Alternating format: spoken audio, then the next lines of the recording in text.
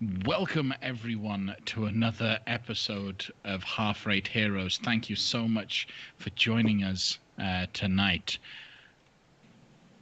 Previously, on our fun little adventure, our heroes had been given a quest. They had solved the Lord's task and begun serving him, or at least accepted the quest that he had given, which was to go to Silvery Moon, speak to the current Lord there, and do a task that had been going missing.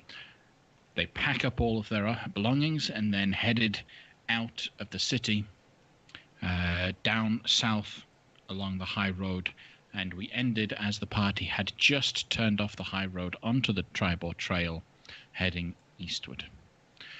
The party had found a campsite which had been inhabited by 3 dragonborn individuals. They had very quickly dealt with those dragonborns and scared them away, but saved their lives. Even the really mean-looking one had been saved and spared, I believe. So we rejoined the party in the morning after the attack by the Dragonborn. You are on the Triboar trail. You've got at least another 2 days' worth of journey before you'll reach the city of Triboar, where you know you can stock up on supplies for your horses and your belongings before moving further along the Evermore Way. What would you guys like to do? Or is there anything you would like to do on this day? We should probably start operating as if we're being watched by whoever sent those hounds, huh? Yep. Definitely. Do any of you... Who would be summoning those to chase any of you people? Drow. Drow. Okay. Shaba herself, for all that I know. Well, that seems like a bit much. Would the drow know of our journey across the north? No telling. I mean, if they've Who got would? eyes and ears on the inside of Neverwinter, then it's possible. Me knowing we made quite a few of them angry. No doubt. And I suppose the noble class of Luskin has a lot of resources at their disposal. I'd be thinking that'd be true. Well, all right. Before we head off, I'm going to take a few moments to memorize my prayers for the day. But just, you guys do whatever you need to do while I'm doing that. So, are any of you from Neverwinter proper, or were we all just visiting? I'm not from Neverwinter. How long were you in Neverwinter before we all joined forces? 3 or 4 days. Not too much. I was there on business. What kind of business was that? Well, it was the dwarf's business, really. Oh, that all sorted business, Right. Got it. Say no more. No need be saying. It be taken care of. It is indeed. It's a shame that we couldn't use some sort of teleportation magic to get from Neverwinter to Silvery Moon. It would have made this whole quest a lot quicker. We can find those children faster. I'm unfamiliar with teleportation spells, but could it possibly be intercepted? I don't know much about magic. I had never considered the thing. Well, Mr. Kale, Kill looks up from his book. What's happening? you be knowing any teleportation magic? Not myself. I've heard of it existing, though I actually don't believe I've seen it for myself. I've seen certain types of magic that may deceive others into thinking that it's teleportation magic, but truly it's simply a very short jaunt into another dimension and then back to the material. I could actually manage that one. Right, exactly. You're the one I've seen do it. But other than that, no, I don't know about true teleportation. I know that there's the possibility of drawing a teleportation circle, but I'm not sure if they're heavily regulated or if only specific individuals can use them, or even how they work, really. I would love to find out. Do you think that the Lord of Neverwinter, do you think he'd have access to such a thing? If anybody would, it would probably be the lord of a great city like Neverwinter or Waterdeep or Baldur's Gate. But I don't know for sure. Okay, Mr. Kale, go back to your book. Thanks very much. Well, before you finish your prayers, if we're going to spend another 20 odd days traipsing through the north, and we're only 3 days out of Neverwinter, perhaps if we could communicate with the Lord of Neverwinter, we could just check real quick and say, hey mate, we could get to where are we going again? Silvery Moon. We could get to Silvery Moon real quick, in a hurry, if we're worried about these children. I'm a step ahead of you there, Lafcadio. That was one of the prayers I was just about to begin to memorize. Oh, right. Excellent. So, give me just a few minutes. Let the man pray. Well, while he's praying, would any of you like to come into the woods with me and help me find some herbs for some potions? No, you go do all the tree hugging. Okay. So Allie's gonna go off into the woods and kind of look for any ingredients for poisons. Okay. And what? So what skills will you be employing to do that? All right. So probably a perception to locate any of them, and then a nature to see if they're useful. Okay, go ahead. Make your perception check first. See if you can see All any. right. 17 plus 8, so 25. 25. Yeah, it takes you a little bit of time. By the time you find some, Kale will be finished with his prayers. Like, that's All right. how long it takes you. That's fine. And I have a 17 total with the +1 modifier for nature. So, you think they could be used?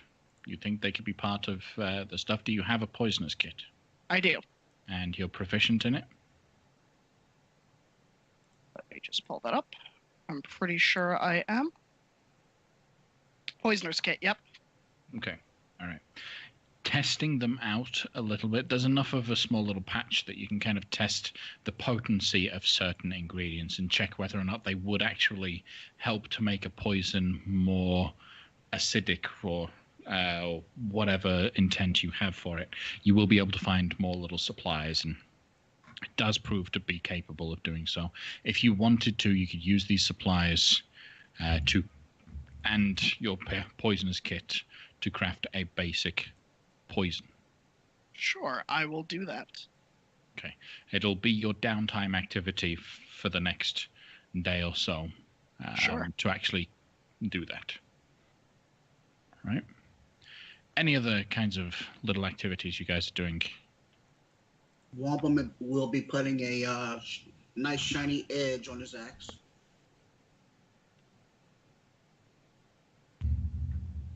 Okay.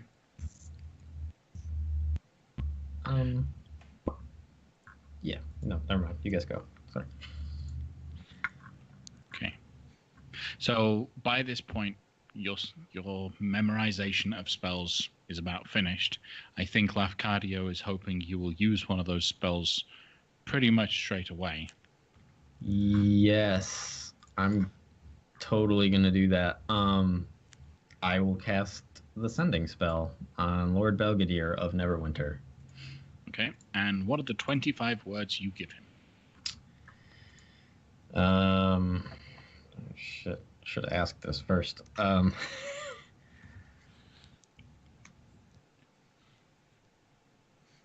Two questions.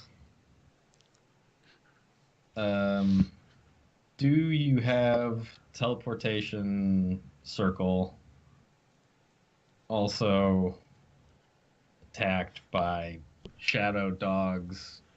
What's up with blank? Because I don't have any more words. Or wait, do I? I Did think do you that have wrong? 5 more. You have 5 more. Yeah, you got 5 more. That. This is Kale. Well, I think the sending spell specifies that it knows who it is. Yeah. Okay. His response. Yes, I have a teleportation circle. It's private. No, I can't use it myself. But I may have friends. I think that's my 24. Okay. Yes, Locadio, he has a teleportation circle, and it is private, and I am not supposed to know about it. So, it's private. Does that mean we can use it or we can't? I think the implication is that we can't. So roll an Arcana check for me, Kale. Am I proficient in that? I better be. Oh, yeah, I'm super proficient. 24. Okay, 24. All right. You understand that for the teleportation circle spell, if I understand it correctly, you don't actually need to know the teleportation circle you don't have to have a teleportation circle where you're starting. You have to know the destination circle. So for him to give you his teleportation circle, that gives you unfettered access into his home. And that's not Okay. very useful, Well, as it'll only get you to his home. useful for me. Okay. Good to know. I will relay that information to Lofcadio. Well, what did he say about the teleportation circle to Silvery Moon? Didn't ask about it.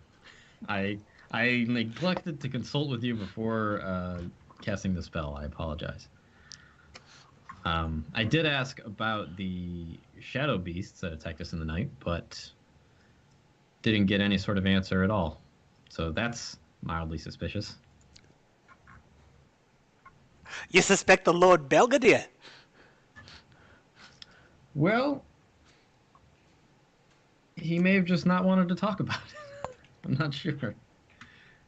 There's no real evidence to support that he even knew about it. He may have just been wrapped up in explaining why he doesn't want me to use his teleportation circle ever for any reason. Well, he is one of the people who know where we'd be going, and roughly when we'd be there. True, but Neverwinter is a big city, and I know about you and I, but our other 3 friends here, there may be a lot of people who have cause to hunt them down and the resources to summon these shadow beasts and find them, etc. Have any of you ever fought other shadow beasts before?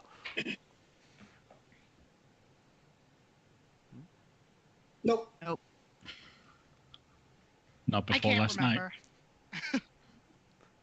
Right. All right. Well, I guess we just keep on keeping on then. Fighting's fighting. You swing and you hit. That's all I need to know. Okay. So you guys continue heading along the trail, along the path, further and further away towards the city of Triboar. It will take you 2 days, as I said before, and you'll be setting up camp on one occasion. you'll be setting up the same sort of camp as you did before, or will you be making changes now that you have been attacked? Nah. Okay. Cool. Allie will be lighting a fire this time. Sounds good.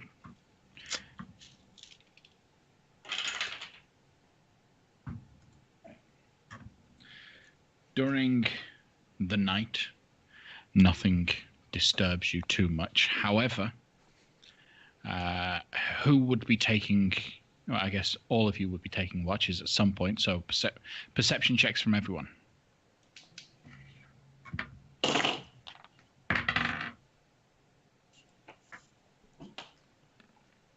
Mm. 16 for Lefcadio. Mm-hmm. 10 for me, passive of 18. Okay. 22. Well, 12 for Wampum, passive 16. Okay. 16. So on this day, as you begin making your way towards Triboar, a couple things you guys notice. One, this is, if I remember rightly, I said it's fairly midsummer time during the year, so should be nice, warm, long days, short nights. Tonight seemed somewhat longer than last night.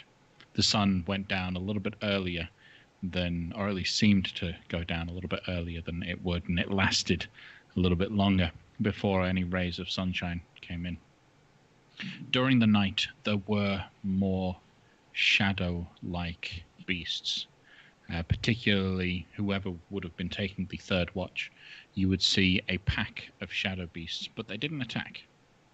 They stood about 150 foot away from you all, staying at quite a distance, just sat outside the camp.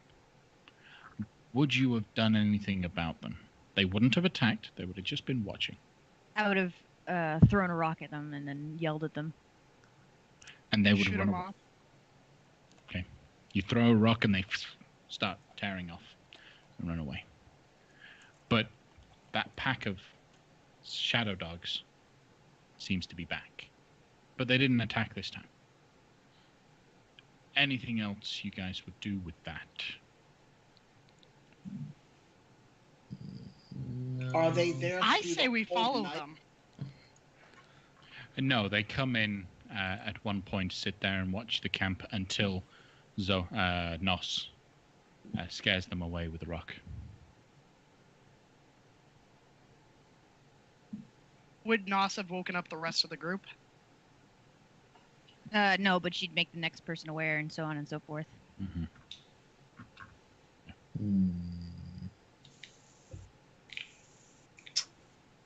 Hmm. So the next morning, the Yep. dogs are gone, right? They're not there no more. They left as soon as Nos threw a stone at them. Okay. So yeah, dogs are We gone. don't see any hint of them during the day at all. Nope. Okay. Do you guys want me to not throw rocks at them? I say we set a trap for them. A few of us lie in wake, and would she have conveyed that they were watching us, Nos? Well, I mean, they just looked like pack animals that were like, I don't know whether or not they were actually watching us or honestly if they were part of the scenery and something else is going on and they were just passing by and they saw us and they stopped to sniff at us. I don't know which one. I think we should set a trap for them and then track them back to where they're coming from. Can we try tracking them now? Nos, can you point out where they were and see if there's anything over there besides the rock? Sure, but can I request that if this starts taking the most of our day, maybe we tend to it later because there are children at stake. Well, let's just see if there are tracks, and then we can decide if we want to follow them. All right, so they went that away, So I think. anyone looking for the tracks, survival check. Any of us woodsmen? spent quite a bit of time in the woods. I thought you had too. Did the Emerald Enclave not? You don't know about that, Gale. I don't know. I thought you were. You said you wore the pin all the time and stuff. Yeah, it's just a pin. What are you talking about? Just a pin. So, Never mind then. I have an 8 for survival. did anyone get a survival check of over 25? Is what I'm asking. Might have. Nope. Hold on. Let's just say no, because I don't know where my die went. I found it. I got a 22. Unfortunately, though your skills are pretty adept at finding things that you drop on the floor, you're unable to find tracks of these shadow beasts. Right then. No tracks. You've got a new day, and judging by your current walking speed, you'll get to Triboar by sundown. Okay, Just so a we little already, bit before sundown, a couple hours before. we already passed by Phandalin. Yes, well past Phandalin now. Oh, okay. Did the events of Lost Mines, those like happened and they played out kind of the way they mostly should have? To date, every currently published Wizards of the Coast adventure for 5th edition has happened in our canon, and the heroes were successful. Okay. So I was going to mention, as we passed by Phandalin, magic items are so rare and people have been hoarding them and stuff, but the lost mines that are no longer lost used to be a forge. It was a legendary forge for magical items. I've been knowing that. How amazing! So I would like, if we could, to just stop by Phandalin just on the way, not like stay overnight or anything, but just check it out and see if they have anything interesting going on there. Well, if it's not out of our way, we might be able to trade in these horses and their riders' armor. Just a brief layover. I know there are those of us who find the situation a bit more urgent than others. So It is on. Uh-oh. Uh-oh. It is on On. the head of a pin, along with 27 angels.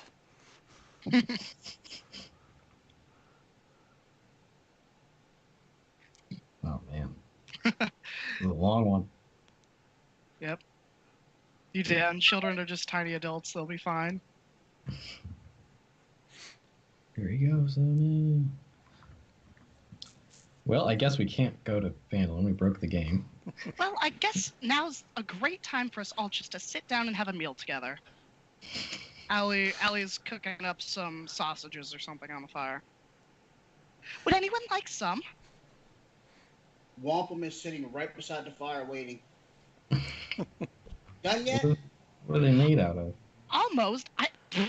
Who knows? I just buy things. I'll There's- pass. They're supposed to be really good. So you went out looking for poison, and now you're going to cook us some food. Is that right? Nothing suspicious Suppose so, about if that, that's how Allie. you want to interpret it. Please. If I wanted you dead, someone would have paid me for it. And right now I'm low on gold, so it would have happened by now. You can get the payout for your deals up front. Depends on the deal. Impressive. Allie just kind of pours the sausages over onto Wampum's plate. What y'all gonna eat?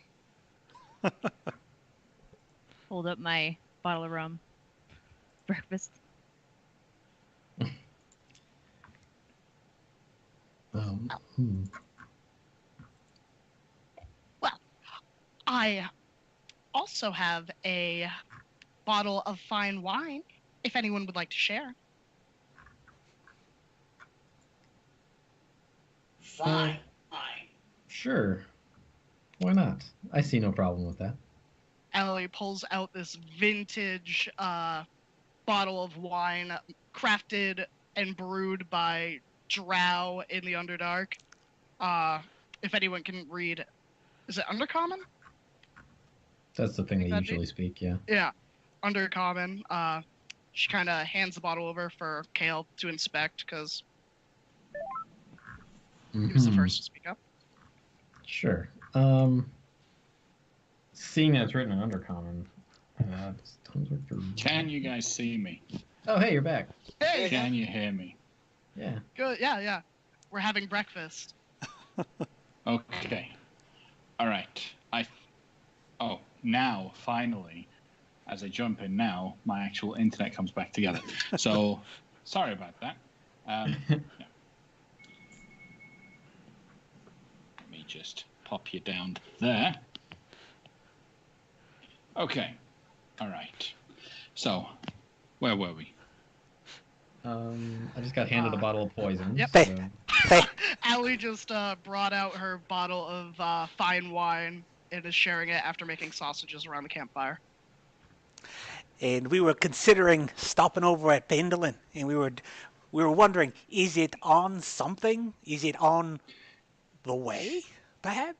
So what I was trying to say was that it is on the way, but it's on the way 2 days ago. So if you would like to retcon and say you did stop in on Phandalin to make a quick shopping trip, we can do the quick shopping trip if you would like. I would like to do that. Do you have coin left? Nope.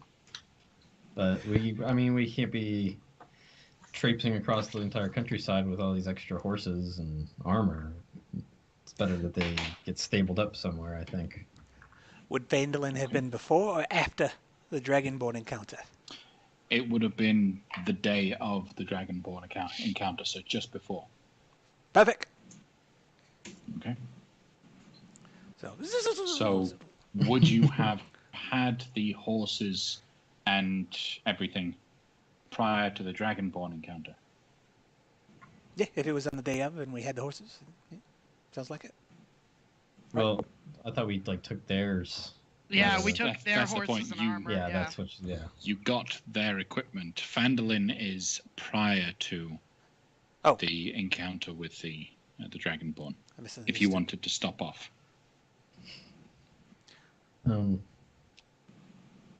I guess there isn't really an excuse for it. Yeah, Allie probably wouldn't have gone. All right, never mind. We I'll come back someday. Not a problem. On the return trip. All right.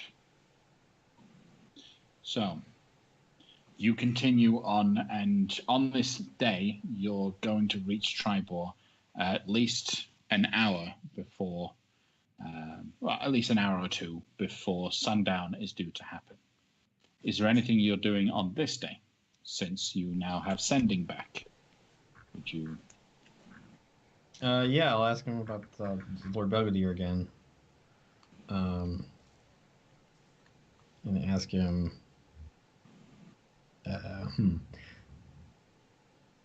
Still harried by shadowy dog things. If you have any info, I would be most appreciative if you were to pass it on. 23. Okay.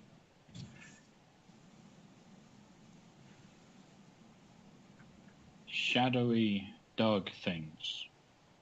Huh. Personally, I haven't dealt with shadowy dog things before. But I will begin to investigate. I believe I know people able. There we go, 25. What was the last word again? Able. Able. That was the best thing I could think of for one word to just to say that he knows people who could find out the things you need to know about these shadowy dog things. Okay. Okay. Nope, still no information about the dogs. Not from Lord Belvedere, anyway. What did he have to say about the teleportation circle to Silvery Moon? Not a thing, because I didn't ask him again. Kyle. That would be our excuse to go back to Phandelver. Yep. I'm just really interested in these dogs. I say we set a trap outside of the town that we're headed to. And when the shadowy dogs come, since they are eager to run away, we could easily scare them off and chase them to where they're hiding. I think I've read.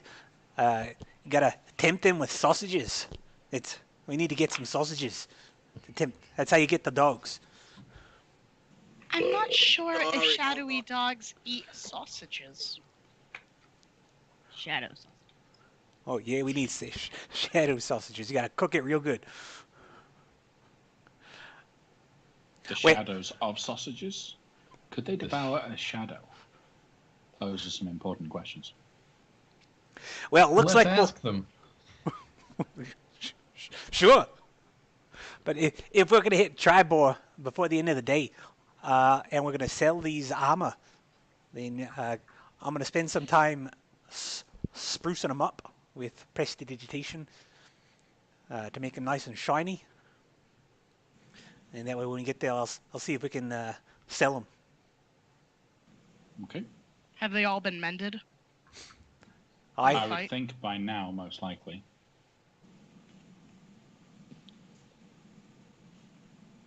all right, but if I guess we're all agreed that if we see the shadow dogs, we should try to either lure them or follow them. Is that right? Agreed. All right. Sure. So on this evening, are you going into town, or are you going to stay outside of it? Well, I'm going in to see if I can sell these things. I'm going in to see a man about a horse. Okay. All right. So are we arriving there right at like sundown? As I've said twice, you arrive a couple hours before sundown. Oh, okay. So, as you enter into the town, the village of Triboar is perfectly positioned for what it is. It is just a small little location, but because of the crossroads that it sits at, it gets so much trade that it's a fairly prosperous city. Their number one trade is, conveniently, horses. And as you walk into the town, you're immediately hit by the fact that there are 4 huge farm fields lined with bushes that close in on some horse paddocks. There are stables all over the place, and every function of the city seems to be geared around the trade of horses or the like. So blacksmiths specialize in the horseshoes. The stores tend to be focused around food and tackle, that sort of thing. As you enter, there is one particular building that dominates everything else, and it is in the center. It is a huge tower. It is about 50 foot by 50 foot square, but 75, 80 foot tall tower with battlements at the top. And you can see individuals stood on top, watching and patrolling the town. When you walk in, you want to sell some stuff. So do you head straight towards one of the nearest stables to find out where you can sell that sort of thing? Well, we'll need the horses to carry the armor. So I'll be looking for a blacksmith, or more specifically an armor smith, rather than a farrier, if there are distinguished shops. All right. So, with a quick view of the area, 2 locations particularly stand out to you. One is Fohammer's Forge, a forge that's just on the edge of town that is well known within the city for the quality of the craftsmanship of the blacksmith, a dwarven individual. Other than that, you do have a store that is very close to the town centre. It's called the Lion's Share. It is a what's the franchise? There we go. It is a franchise to a well-known group and organization of adventuring gear stores known as the Lion Shield Costa. The Lion Shield Costa is well known for being well stocked for quality arms and armament. So you could sell your goods there. You could go to the Fohammer Forge, to the actual dwarven blacksmith. What would you like to do? I think I'll walk into the lion's den. I might. Hey, Lion's Share. I have no jokes to make, so you go ahead and continue.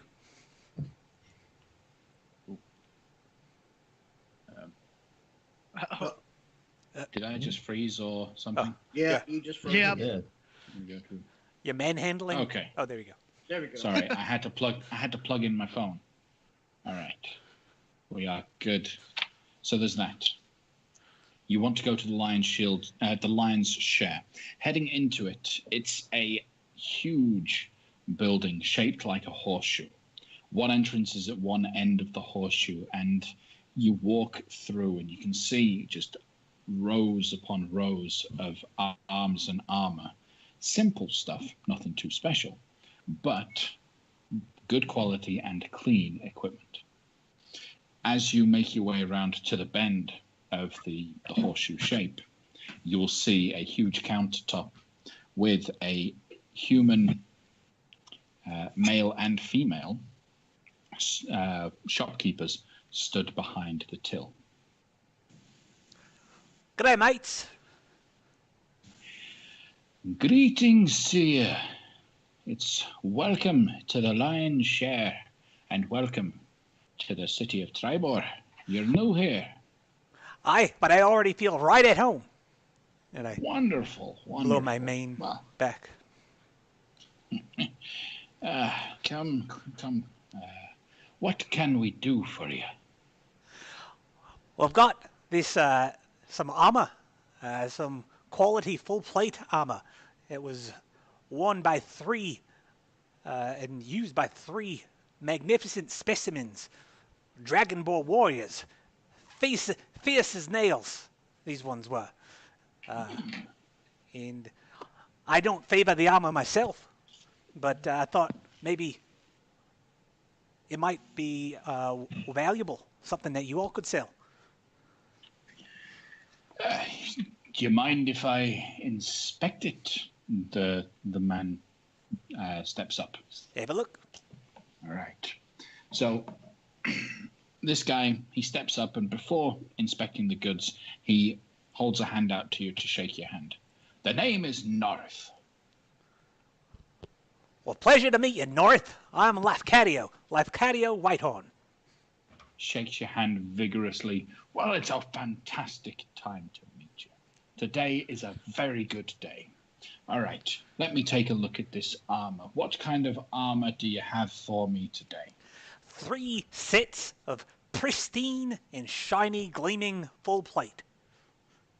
Full plate. Interesting. He starts to look over it, checking the quality, checking the bindings, looking for locations where it might have been damaged or weakened, testing some of the parts that are more regularly going to be hit. You say Dragonborn. Aye. Fierce warriors they were. Interesting. Surely they know a good set of armor when they see them. I'd be surprised they weren't wearing scale. Right. Some good quality armor. I can do you a fantastic price. And, today is a good day. I'll even go one better, and I'll give you an incredible price. I'll buy each of these off you for 900 gold pieces. 900 gold a piece. You got a deal. And I put up. Okay. He shakes your hand, takes the 3 sets of plate armor, and gives you over 900 gold pieces. A piece? A piece. For each one. Each in their own individual bag. Perfect. Well, it was a pleasure doing business with you, mate. It was good. Since you're new around here, can I help you find anything, do anything? Are you going to be in town for a while? Just passing through. We got some horses that we'll be looking to sell as well. Is that something you deal in here? Not myself, but you'll want to go down the street to Happy Horse Ranch. Happy Horse Match? Happy Horse Ranch. Ranch. Yeah, with an R. With an R. Got it. Yep. Is it? Do you know? Are they the good ones? Are they in the market? Like, of all because there's lots of horse ranches around here. Is there one rancher who's really desperate for a horse? Desperate for the horse? They got low I inventory. wouldn't say that the Happy Horse Ranch is desperate. He's just the most popular. If you're looking for one that's particularly desperate, then maybe head to Rance's Open Road. They don't have any horses of their own right now. They lost a lot of them. And they're verging on being taken over by Happy Horse. So, Rance's Road. Is there a story there? Why is he going out of business? Well, he's just not had... he made a bad deal a long time ago. He traded in his prize stallion, hoping to maybe be able to buy a better one. And unfortunately, that just simply resulted in him running out of any opportunity to make more horses. And he sold his last one a couple months ago. And if he doesn't earn a bit more coin, he'll probably get bought out by the Happy Horse. But if you're looking to sell your horses for a good bit of coin, I wouldn't go there, because he doesn't have a good bit of coin. He may be desperate, but he doesn't have much. Well, thanks for the tip, mate. You're welcome.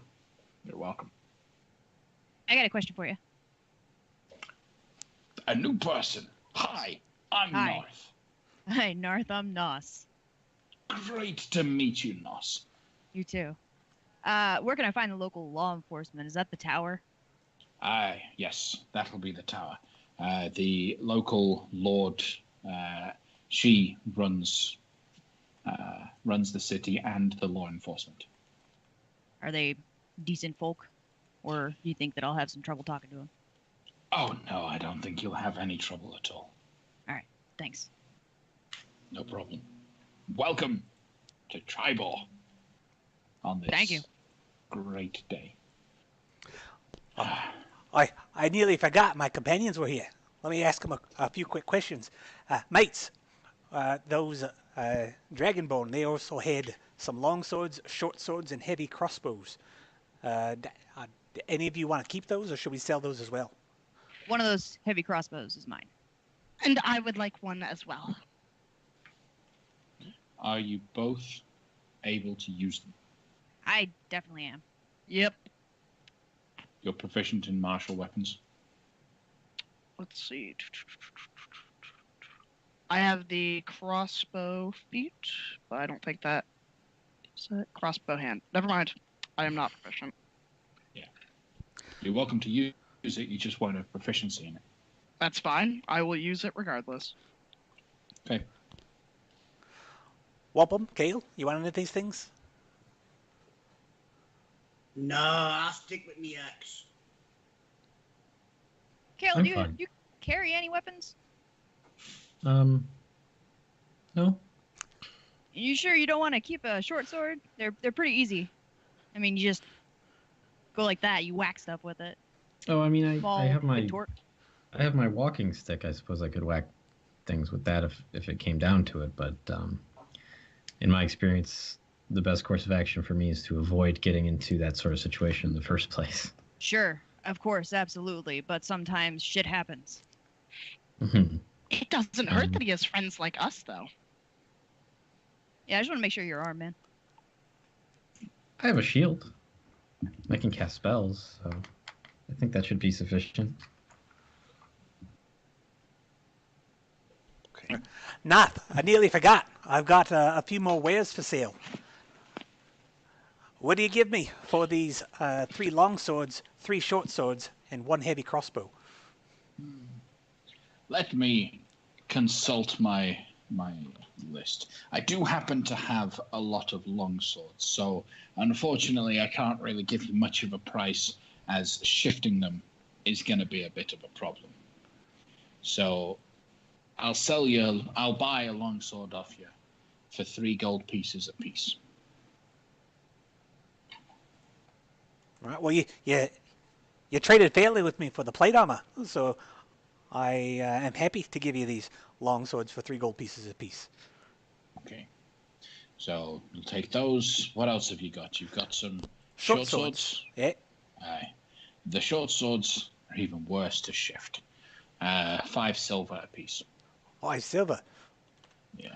Right. All right. And this heavy crossbow. Look at this. Look at the action on this baby. And I crank it back. I don't shoot it because that's silly. But it's. You should shoot it. He'll stop you. I've heard that it's bad to dry fire crossbows. I've heard that too. I don't Let's know find where I out. heard that from. Well, just repeatedly, it might damage the thing, and if you're gonna, I don't want a damaged good. Right. So that I will actually buy off you for 25 gold. The deal. All right. You tracking how much you're earning from him? Yeah. Okay. Cool. All right. Well, here's the things that I sold you for the things that you told me you were going to buy them for. All right. He will kind of lean over to his companion, Alestra, if you wouldn't mind. She'll help him, and they'll take it out. If you're going to be in the town for a while, might I suggest checking out the Talking Troll? It's a very good inn, great price, and, might I add, a fun place to be. Talking Troll. Talking Troll, best tavern in town. Do you get many travelers coming into your shop? Oh, constantly. Absolutely constantly. Has there been any word of the danger on the roads, either towards Neverwinter or up to towards Nesme?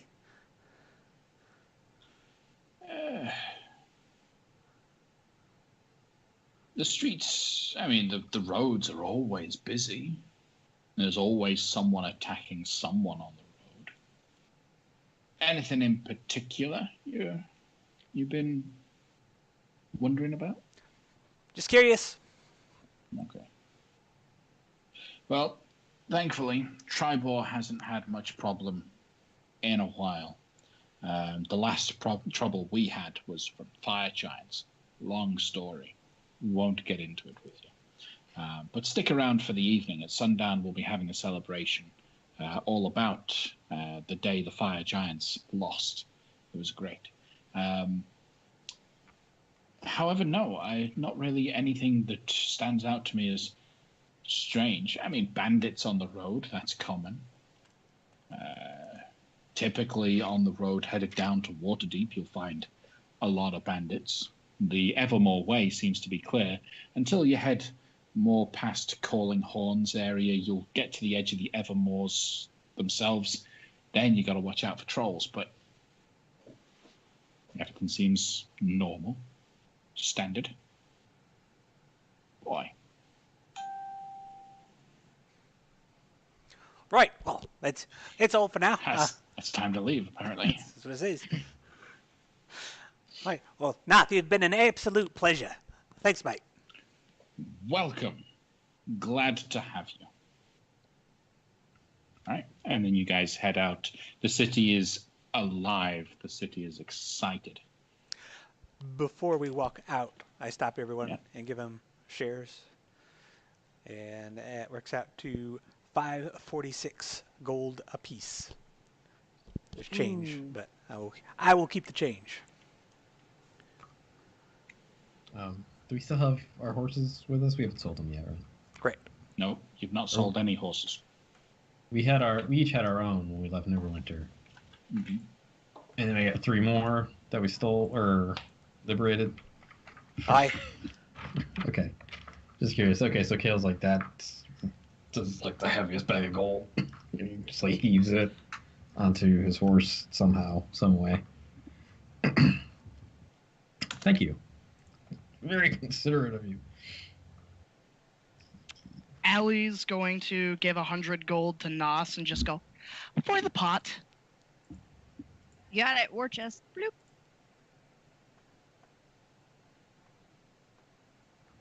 So what are you guys doing in Triboar? Do you guys want to come with me to talk to the local law enforcement? I wanted to see if they had any insight on the shadow beasts as well. No thanks. I like to stay away from law enforcement as much as I can, within reason. I'd be walking with you. Allie is going to go to the inn. The talking troll? Mm-hmm. Okay. I suppose if we all do go our separate ways, we could just meet up there later. I'll secure us rooms. Sounds fine to me. I'll walk with you, mates. Nos and Wapham. Okay. All right. So off the Nos, Wampum, and Lafcadio walk into a tower.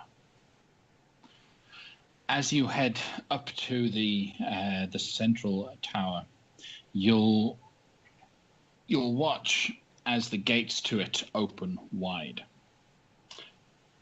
A group of heavily armed individuals all parade out, well armed, all of them wearing shiny plate armor with red cape, a huge plume on their helmets, really, really decorative looking soldiers, I like each it. carrying a pike and a shield. As they step out and split, they reveal a fairly,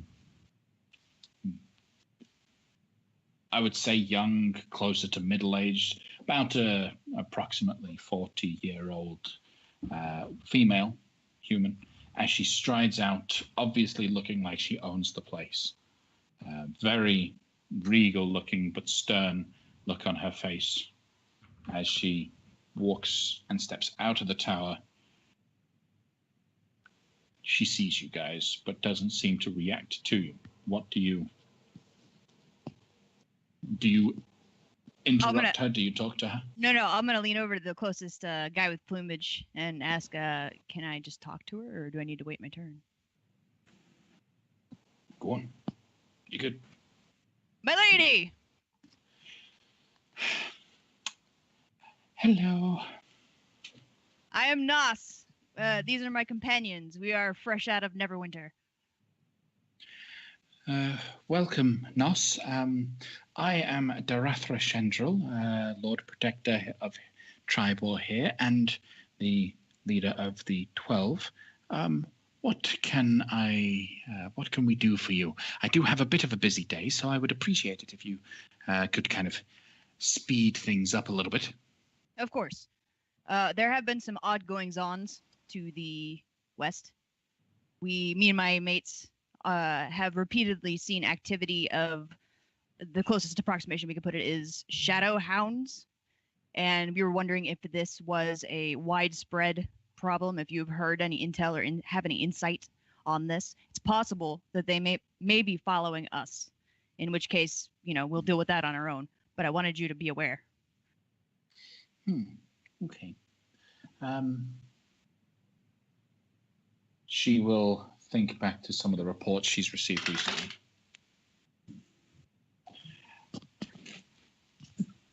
All right. Judging by the position of the sun, I have maybe 15 minutes. Let's talk inside, shall we?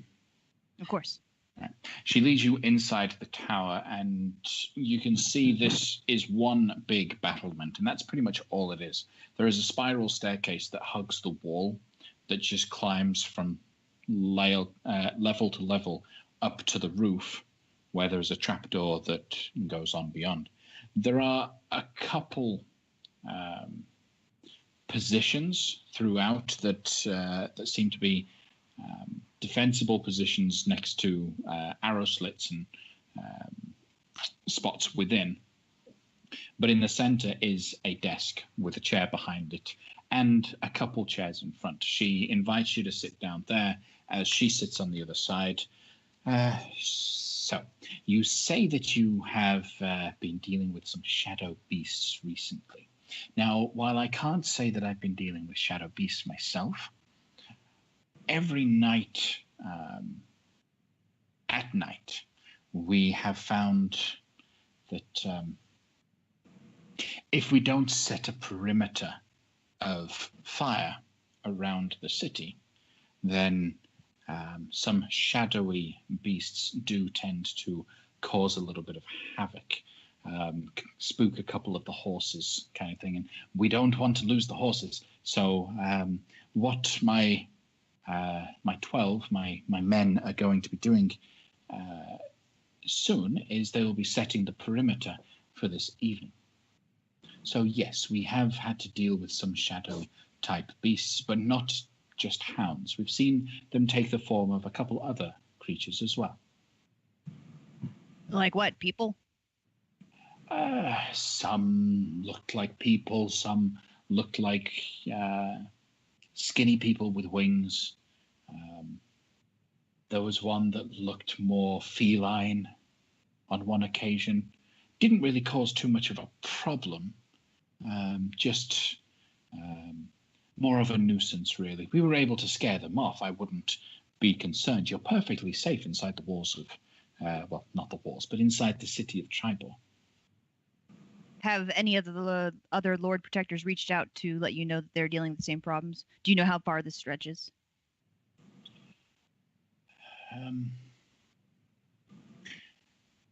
I have friends who have made mention of a thing or two. Why are you so interested in this? Well, they're not good. I mean, we need to be united against them, yeah? Well, of course, but it's nothing you need to worry about. There are people that are on this. Well, while we're traveling, if we can help, we will. Okay. All right. Well, if I think of some way that you can help, I will certainly think of you. Because the hounds did attack us, so if there are other people out there without their own protection, they are capable of being attacked and killed. Oh, well. We haven't had anyone actually be attacked yet, but that's good to know. Thank you very much. I'll pass on my messages. All right, we will be staying at the Talking Troll Inn tonight if you need to contact us. Fair enough. Will do. Anything else that I can do for you all tonight?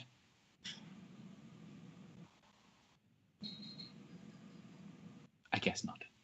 Well, it's been wonderful to have you. Please enjoy your stay in Triboar, and I must be about my own business. So if we could... Of course, and I'll stand and get everyone else to stand. And thank you, milady. Exit. Thank you. Right. She has the 12 guide you out, and then you watch as they spread out of the city and begin to set up a perimeter. They set huge stakes in the ground, each with a flame placed on top of it. You watch as each flame is actually generated by a crystal.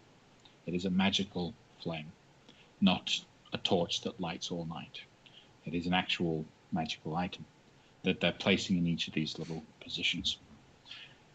She then steps out, walks over to the side of the street where people have begun to gather.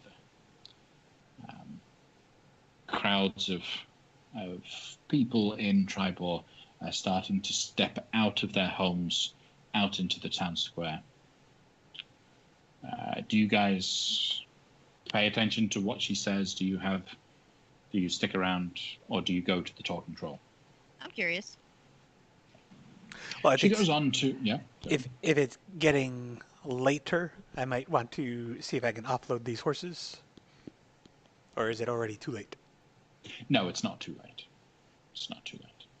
It's not sundown yet. There are still people, but you will notice that some of the horse wrenches have begun to gather up here. So you might want to wait until after the time has gone. Everybody's here. Can't sell anything while everybody's here. She steps out in front of the tower, arms wide open. Welcome, everyone. It is brilliant to see you all, and we are glad to have some new adventurers in our city today. And the whole town goes, yeah, whoa, adventurers. I use a bonus action to make my cloak billow. A couple people swoon. People are going crazy. It seems they really like adventuring parties for some reason. She goes on to recount an occasion 10 years ago when a small band of adventurers had arrived in the town under nondescript reasons. They just happened to be traveling through. They stayed at, unfortunately, the old tavern, the North Shield House. That's it, the North Shield House. And sadly, that night, the house was destroyed. But it was destroyed by the dreaded fire giants. And as she says that, a huge papier-mâché fire giant head is raised from the tower behind her. It was a dark day in our city when these two fire giants came to steal away our treasure, our livelihood. They brought their nasty orcs riding on their winged beasts throughout the city. And she starts spinning this tale that seems a little bit too good to be true. Now, these great adventurers that had been just passing through had helped in the defense of the city. And in doing so, did the unthinkable. They slew the fire giant. One of them was taken down very quickly.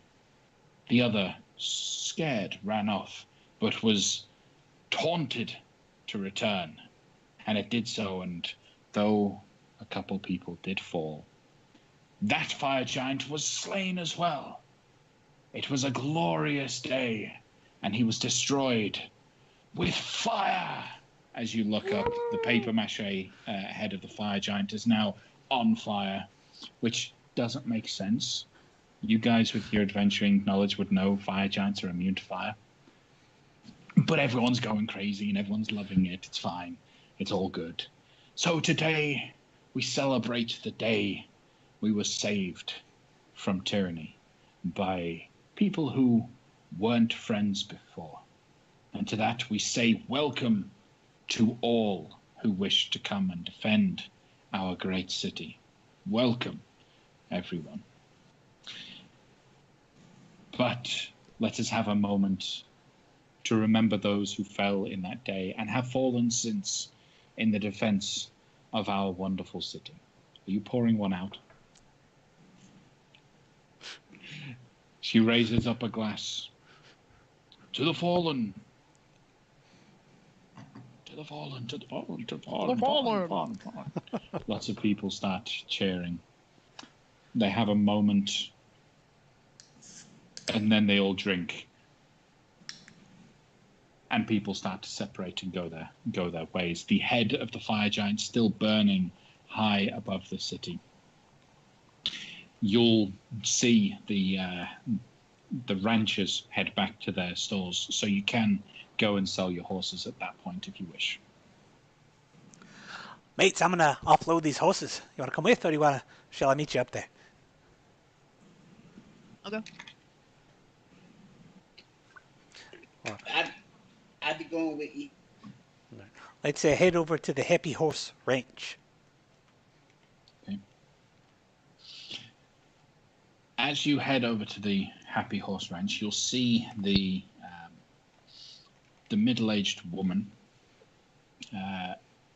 elven by best accounts, pointy ears, safe to assume, elven, female. As she's kind of tending to the horses, she takes a liking to the ones that you're walking, looking at them. Some fine quality horses you've got there. Well, I'm glad you favor them. Favor them. Are you in the trade? Well, maybe for just this night, because these horses are more than we can handle. So I'd like to see if you would give me an honest appraisal, and maybe we can barter. An honest appraisal? Well, is there anything but an honest appraisal? So she will then start inspecting the horses. These ones have been hurt a little bit. Not purposely hurt, but they've not been treated well by the previous owners. Past couple of days, they've been able to recuperate some of their strength. She brushes their coat, and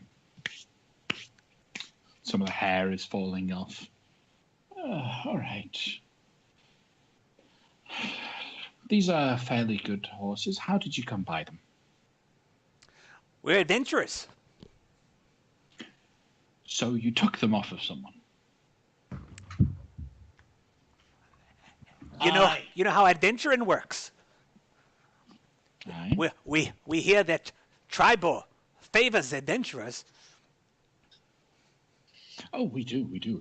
Don't question that. All right. Considering the condition, the age, the strength of them, I would have to train them up a little bit and really work them before they could actually be something that could be sold. I could give you 75 gold for the 3.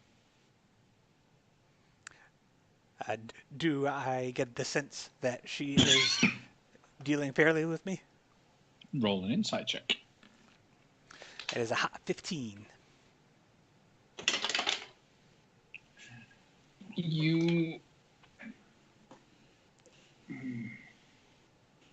You believe in her appraisal of the horses. That is their value. Right. That's a deal. Very well. Thank you very much. It's been a pleasure dealing with you. My name is Janelle, and I'm glad you've had a happy time here at the ranch. The Happy Horse Ranch. The horses. I'll remember. She'll give you the 75 gold, and that'll be that. Anything else that folks are doing in Triboar? So while this was happening, Allie would have been at the tavern, right? Yes. Well, when the city sort of emptied and went to the central part of the city, you would have seen the tavern empty, so probably joined them. Yeah. Yep. Anything you would do with that? Do they have any stalls or any specialty foods or items around? I would probably look for those. The Talking Troll, not really. It's a very crammed-in location. The word dive is often given out, and this place deserves that name. By the sticky floor, the smell, the fact that most of the chairs look like they've been broken and mended badly, repeatedly, seems to suggest it's a rough house on a regular occasion. Do any patrons there stand out? Not so much, really. Not with the talking troll. The proprietor of the troll does try to stand out. His clothing is very colourful. He calls himself Kalen, but he's a little too talkative.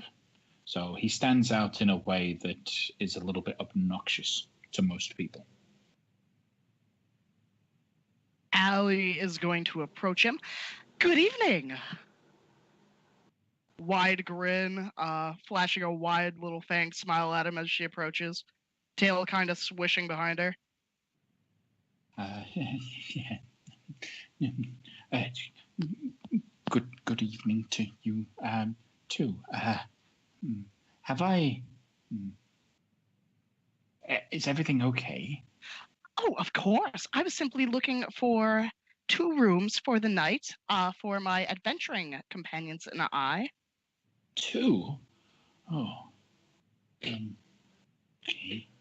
Yes. I have rooms. You can have a room. Yes. Oh, right. 2 silver pieces per room. Allie plops the silver down, and then she flashes a warm smile and says, also, I'm looking to get some items to remind me of the town when I leave on my adventures. I will throw down a gold for you if you can suggest any place that I could acquire some. What, like, to remind you of the tavern? The city? The town. Yeah. Oh. She kind of shows off her, I went to the, not the inspection, the Inquisition, and all I got was a scarf. Oh, right, yes. I guess you could buy a harness from Othervir? I mean, they're good quality harnesses. We don't really... It's not really a souvenir town, I'm afraid. Oh, so there's no toy makers in town? Well, anything's a toy if you've got a good enough imagination. And she clicks his heels a little bit. That draws a chuckle out of Allie, and she just kind of gives a conceding nod and places a gold on the counter. Oh, and just goes, is there anyone here into carpentry that perhaps would be able to craft me something? Carpentry. If you want something made, you probably best go speak to Gelrin Fohammer. He's the best craftsman in town. He's well regarded, well known all across the land. He comes from Citadel Felbar, don't you know? Far away to the east. Oh my, I simply have to meet him then. Allie flashes a warm smile and kind of holds out her hands for the keys to the rooms. He makes sure to pocket all of the coin that you've slipped onto the table, and then gives you keys to the rooms. They're the only 2 rooms in the building, besides my own, and you can't sleep there, so you won't get lost. Perfect. I do get lost fairly often, so it's very good that you told me. Good. Thank you for your assistance. And your name again? Yes, I'm Kalen. Kalen Sarsir, the Great. Oh my, I have a friend named Kale too. Are you related? No, Kalen. Oh, his name might be Kalen. It might be just a nickname. I haven't asked him. But thank you for your help. Welcome to the Talking Troll. And Allie is going to go off to meet the Fellhammer craftsman. Okay. Fellbar. All right, so you head over to Gelrin Fohammer at his Fohammer's Forge. Before you even get there, you can hear him at least 300 feet away from his establishment. The dwarf is angry. He's shouting at someone. Do you still continue heading up? I do, but I'm going to do it stealthily. Do you speak Dwarven? I don't think so. Okay. All right. And you're doing this alone? Unless anyone saw me headed that way and decided to follow me. It's a small town. Unless you were trying to hide from your companions, someone in the group would have seen you walking across town. Then they definitely would have seen me. I draw a lot of attention, usually. Yeah, I'll rejoin up. Okay. Did you get us our rooms? I did. Right. Oh, I got rid of the horses. Here's another 15 gold, 15 gold, 15 gold. Kale, are you here? I don't know if Kale's there or not.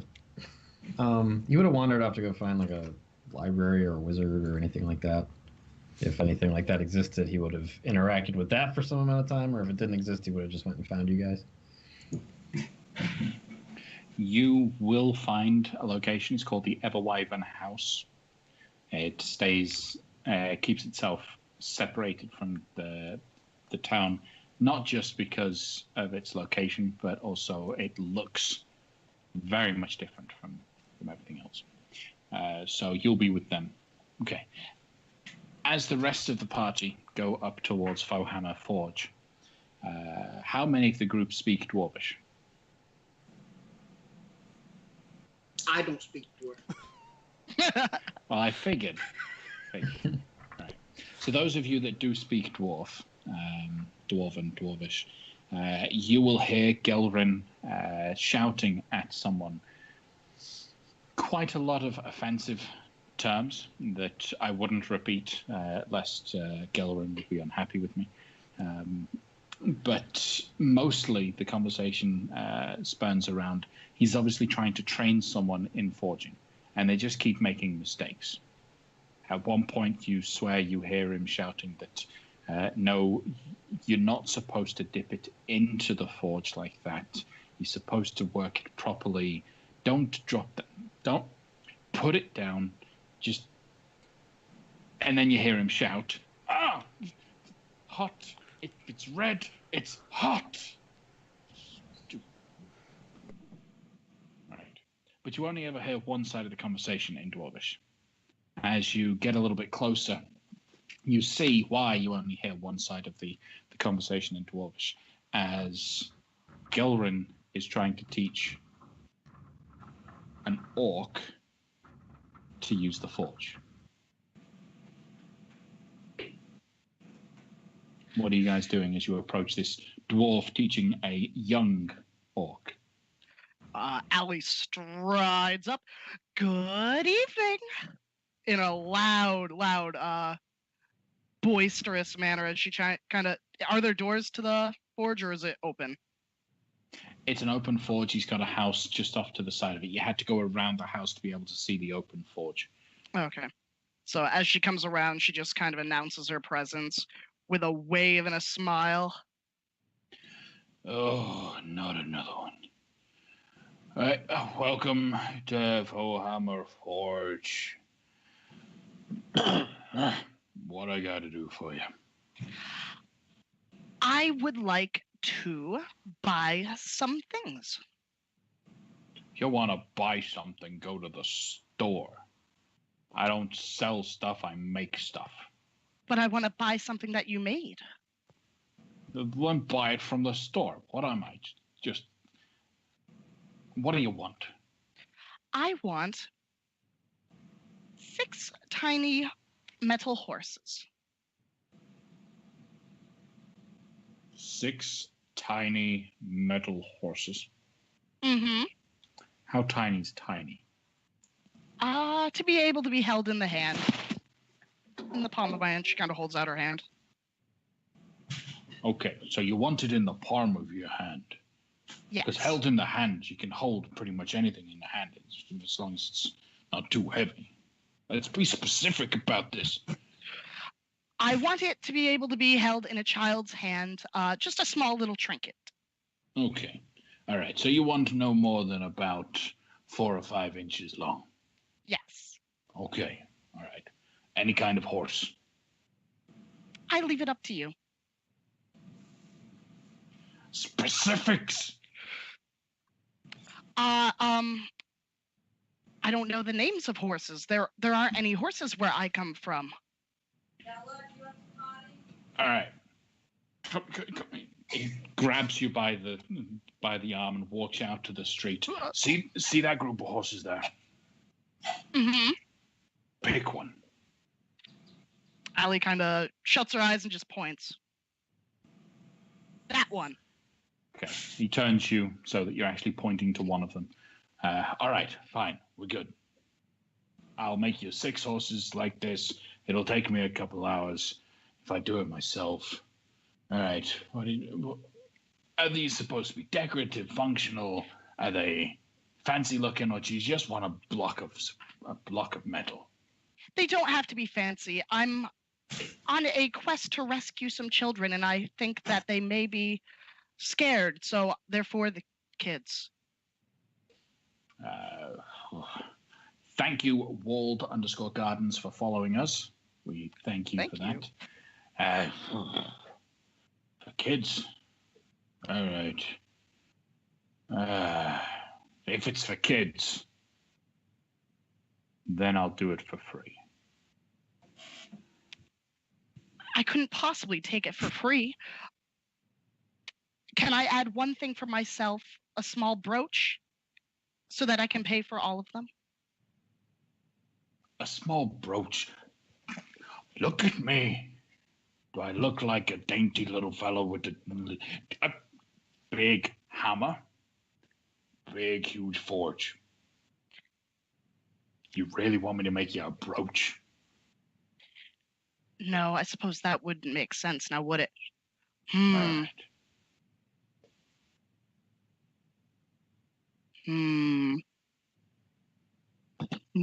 She pauses and says, "What are your specialties?" What are my specialties? Wampum will grab Nossa's shoulder and said, I bet you he gets the hammer in his forehead.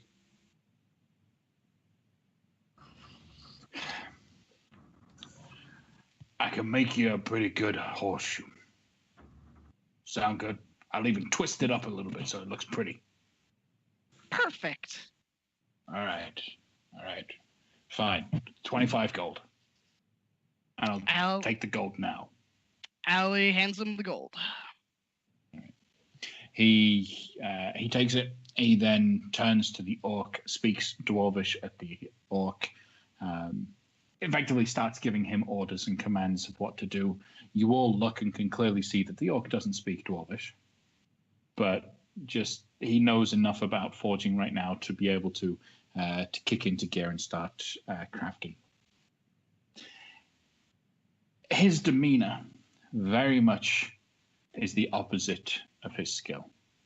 His ability to work the forge is absolutely incredible, and if you stick around and watch him crafting this stuff, before long you watch as, like a glass blower would manipulate hot and molten glass into such a form, he would be just as delicate with his hammer and his tongs. The intricacy of the stuff that he makes is actually very impressive. And he takes the horseshoe and he twists it and he melts it and he curves it and he coils it. At one point he turns to you and says, "What's your name?" Allie. Good. And then just starts decorating the inside of the horseshoe with your name on it. It takes him better part of a good maybe 2-3 hours to be able to do everything that you ask for. So he will suggest maybe you come back later, but you can already see that the quality of stuff that he's doing is going to be good quality. Allie nods. And do any of her companions look like they want to order anything? Wampum is leaning up against the frame of the doorway and says, "Brother Fullhammer, The Thunderbelly clan sends the hellos. Ah. Oh. You don't happen to have any ale on you, do you? Oh, yes, I do, brother. Oh, that sounds pretty good right about now. You know these folk don't have anything decent. We just haven't made it to them yet. Nope. So, Thunderbelly. Welcome. You Thank want to you, get brother. involved in this? You want to jump in the forge? I don't be thinking that I'd be making stuff like you think you can. Any dwarf can make something. It looks like you be teaching pretty good this work. Yeah. Well, he's a quick learner. He's catching on. I mean, I only had him for a good few summers. Young one. Why? He be making that horseshoe look pretty good. He is pretty good. I typically just leave him with some of the more simpler stuff. He's not quite as deft with the hands as we would be. Doesn't really have the right disposition. But one day, maybe capable. With you teaching, I'm sure he will be. Thanks. Right, what can I do for the Thunderbelly clan? We just be passing through. All right. Well, greetings from the faux hammers. We be talking to you on the other side. Sounds good. Hey, you ever find yourself over by Citadel Felbar? Me and my kinfolk will take care of you. I'd be hoping so. All right. Cool. And he'll get to work.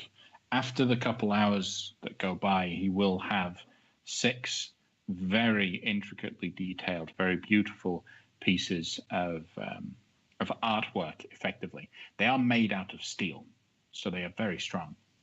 But they've been worked in such a way and folded over enough that they look like delicate decorations. He approaches you with them, and he actually does point out that now, if you pull the tail a little bit, the front legs go like this. Kids like that. And then he'll have the orc hand you the brooch, which is a full-on brooch. It's very dainty. He managed to twist the horseshoe into a rose pattern. Allie will clasp it onto her cloak and thank him and reassure him. She'll be like, "Thank you, Master Dwarf. We'll rescue those kids, and your help will not go unnoticed and unappreciated." You're welcome. I'll say, but when you have the kids, when they're safe, I'd love to hear that they are good. So I will send a message. Thank you. Anything else I can do for you all? You have to. Well, I just wanted to, before the orc disappeared back behind the scenes again, I wanted to step over to him and get kind of close to where it looks like I'm whispering, and I'm gonna let him know, you do phenomenal work. I am a dabbler myself. Don't let this guy get to you. He's only hard on you because he wants you to do well. He starts a response that you can tell is probably a rote and familiar response, and then he actually catches a look of you out the corner of his eye, kind of jumps back in. Oh. As if to say, hobgoblin.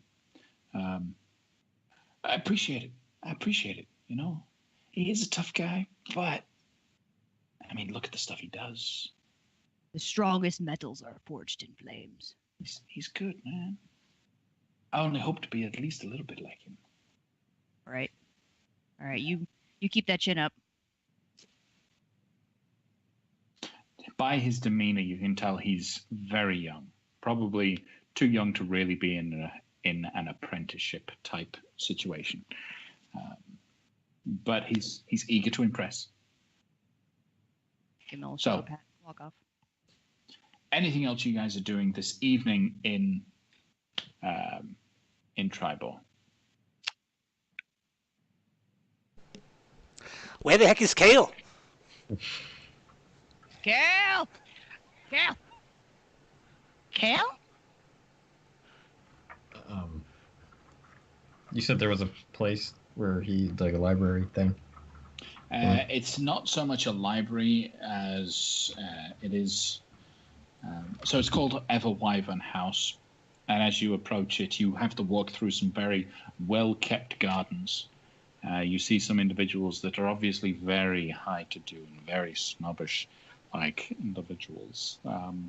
Before you get into the location, a couple people do come to take some of your belongings away from you and really pat you down and take care of you. They want to make sure that you feel good and nice and you're happy as you step into the Everwyvern House. A man in some flamboyant big robes approaches you and welcome to the Everwyvern House. I can tell you're an individual of fantastical tastes and arcane knowledge. Welcome. Hello. Is this just like a human guy? Yes, human male, huge, big white beard, completely fake. You can see the strings that are looped around his ears. Wearing a very pointed hat. He's really trying to put on a show of what he is. I am the great Platter. Platter? Platar. Platar. Yeah. All right. It's exotic, you know. It does sound very exotic. It's a word I've never heard used as a name before. Do you sell things here, or what's the deal? Yes, indeed, I do sell a good thing or two. Are you looking for arcane filigree? Yes, absolutely I am. I'm just a purveyor of knowledge. I just like to see what sort of things you got on display. Okay. So, he has a bunch of items, and I have a list of items that he has available to purchase. Did we lose someone? John? John? You still there, John? Yeah, hold on. All right. Holding on tight. So I have a list of items that he has available to sell. Some items that seem a little bit more decorative than others, better quality than others. He has a bunch of boots, a couple decorations, necklaces, a odd-looking skin-tight suit that's bright red.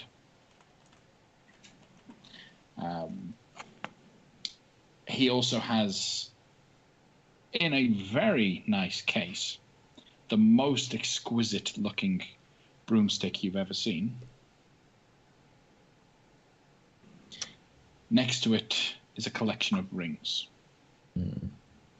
So, what would you like? Sir Platar the Great, do you happen to have any books here anywhere? Books? Yes. Are you looking for books of a historical nature or books of an arcanical nature? Mostly I was interested in learning the Gnomish language, actually, and I was wondering if you had any sort of lexicon to that effect. Oh. Okay. But I would love to see what other books you have for sale if you don't have one of those. Yes, I have a book in a common to Gnomish dictionary. It was Gnomish, you said, right? Yes. Yes. I can sell you a common to Gnomish dictionary. You can study it and learn the Gnomish language. It will only set you back a simple 50 gold pieces. 50, you say? 50 for this dictionary. Sure. And I know, of course, books are Difficult to produce Of and course. rare, and only sold at the finest of establishments such as this one But by of course, wonderful salesmen such as yourself. I will take that under consideration. I may purchase it, I may not, but let me first take a look at the other items that you were much more eager to display to me. In particular, the suit and the boots. the suit and the boots. All right. Yes. Well, the suit. You're gonna love this suit. The suit itself fits underneath. Well, no. Yeah. Would it work underneath? It might. You might. It will fit underneath any clothing, but its ability, its magical properties, would kind of require that you don't have anything over the top of it when you use this ability. This fantastical suit is a wingsuit. So you say it'll allow you to grow wings? Not allow you to grow wings. Not really. What it does, it gives you the ability to be able to fly for a limited amount of time. As you Very interesting. flap your arms appropriately, you'll watch as webs seem to appear and you can glide. I see, but if you're wearing armor over it or anything, it obviously won't work. It would be a bit of it might stop you. Of course. And what of these boots? Well, the boots, I have a pair of boots of elven kind for you. Specially made by the elves of the High Forest. The quality of the craftsmanship with these leaves and the leather is unparalleled. And it'll only cost you a simple 400 gold pieces. Simple. And what of the cost of the suit? You never got to that. Oh, the suit is 300 gold. 300. But if you're interested in flying, might I actually suggest this here broom? 0 to 30 feet in 6 seconds. It's an incredible contraption, able to fly of its own accord if you were so commanded, and it's only 700 gold pieces. That sounds a paltry sum for the ability to fly. I know, right? Unfortunately, I'm not very interested in that at all. The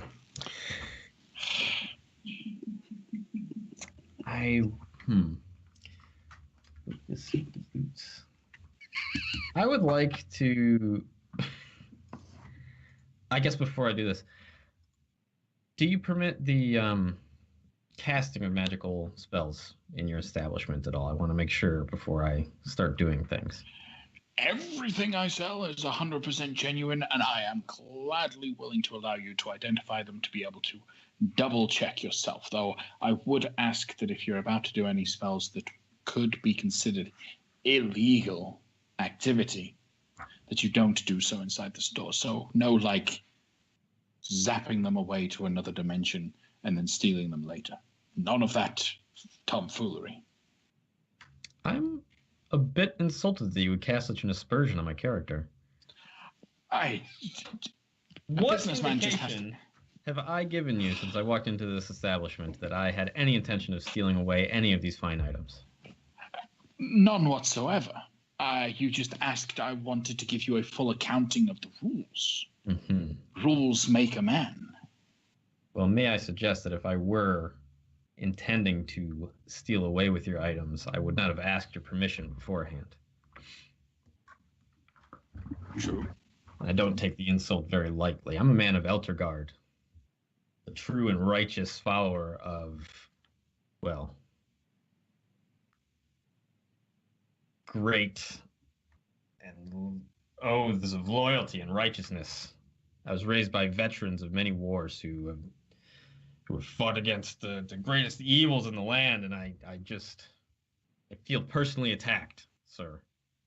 Yes. Well, I slew a dragon this morning, and yesterday I killed a giant, and tomorrow I plan to fly off into the sky. Like, stories are stories, but let us move past mistakes, move on to a grander, more amicable future.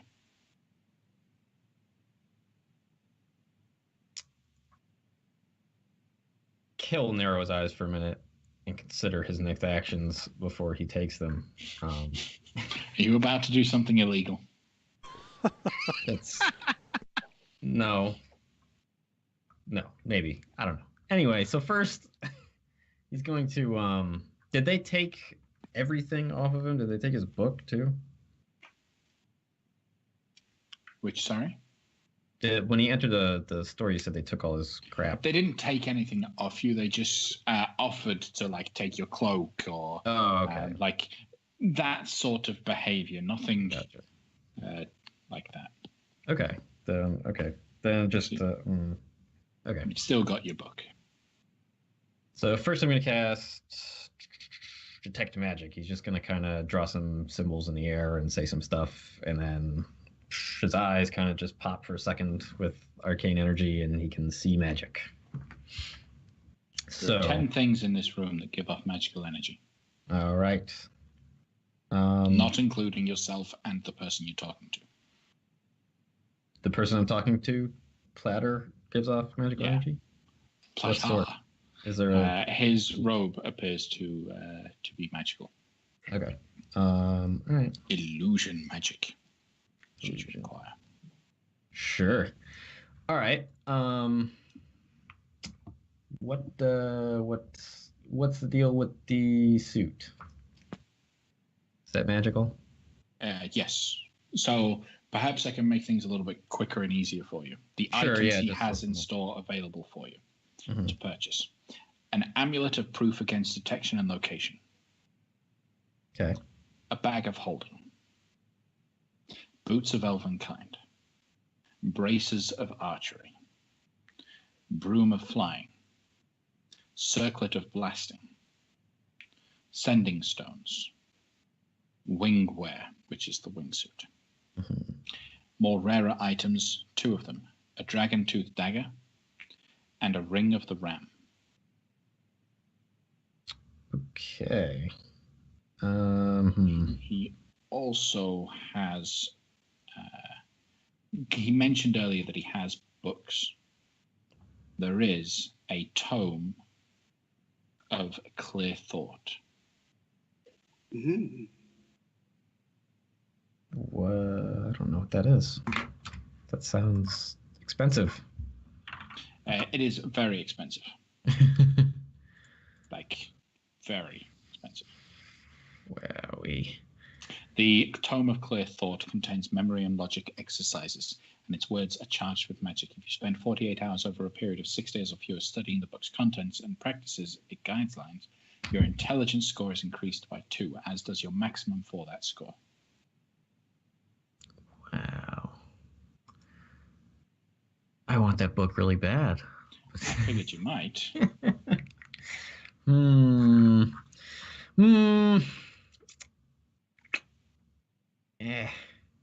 Kale wouldn't try and steal that crap. Wouldn't he? But he'll point But over. does he know anyone that would? He'll. Oh man, that's tempting. So he'll point at the book, and he'll say, "This item here. What's the story with this item, this book?" This item has been in my family for generations. Every 100 years or so, we peruse its magic to help grow our capabilities. It's not for sale. I'm sure that you wouldn't be willing to give it up entirely, but what of a rental option? Is there anything like that? As you might know, magical tomes do gain their magic back after 100 years. I would be willing to sell the book for a simple, small 25,000 gold pieces. And I will even give you back half the price once you are finished with it and buy it off you. Well, as I'm sure you can understand and may have predicted, You I don't don't carry have that that much sum money of on you. Yes. gold on me, of course. Though I'm sure the customer that can afford that sort of thing is quite a rarity. So if I were to head off on my adventuring life that I lead and somehow attain this amount of money, I would be happy to come back and give it to you in exchange for the rental of this tome. It'll be here when you come looking for it. I'm sure it will. Now, those boots. Yes. I don't care about those boots. The bag.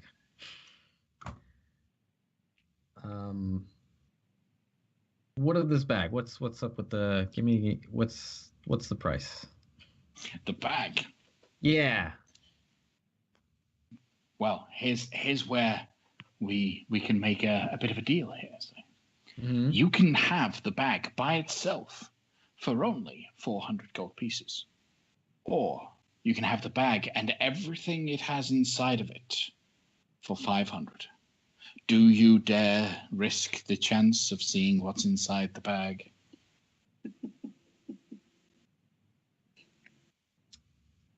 I call it my loot crate offering.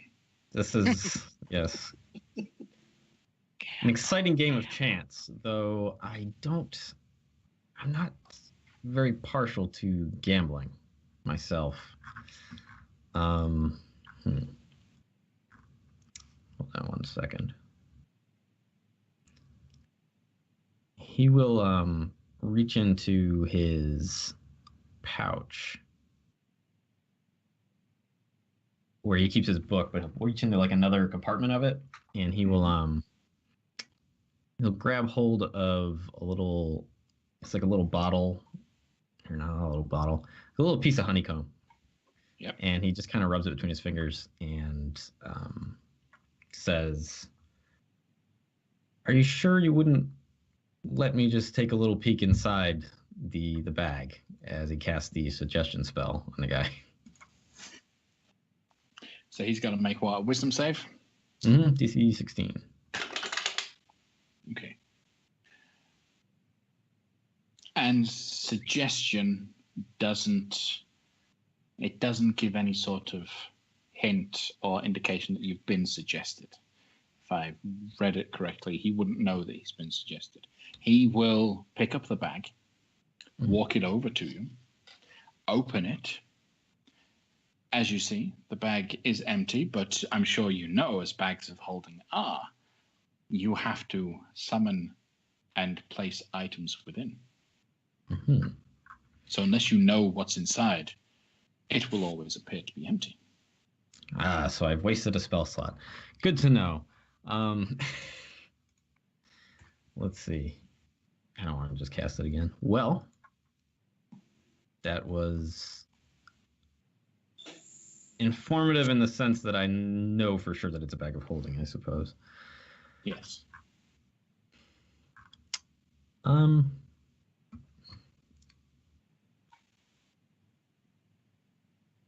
Do I have anything that you might want to trade to lower the price a bit? I have. That would be rude. I don't have anything to trade. All right, look. You could sell him that book that Allie bought you. That was why I didn't want to do that. That'd be kind of rude. Can I re-gift this book on magic to you? No. All right. I'll take the bag. How much money do I have? You have at least 500 gold. Yeah, 546 plus the 20, so 566. All right. 550 gold it is then for the book on Gnomish and the bag of holding. It has been a pleasure doing business with you. And he will hand you the book, hand you the bag, and inform you that to find out what was inside, just turn the bag inside out. Do I know if that's a good or bad idea? What you would know about a bag of holding, and this is a fairly common thing for most adventurers to know and understand, is there are two ways to get stuff out of a bag. One is to reach in and think about the item and pull it out. The other is to turn it inside out, and everything currently in it is removed. Okay. So turning it inside out would cause it to come out. Now, if it happens to be something huge and heavy, well, maybe that's not such a good idea. If you had 500 pounds worth of sweet rolls inside of there, then you would have a room filled with sweet rolls for some reason. So do you turn it inside out? Yeah, sure. I don't think he'd suggest that sort of thing to, if he wanted me to not do it in his store, like it would be disastrous.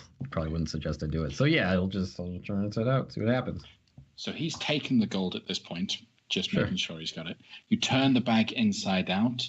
Out pops a bright blue velvet pointed hat with stars in silver all over it. Oh, neat.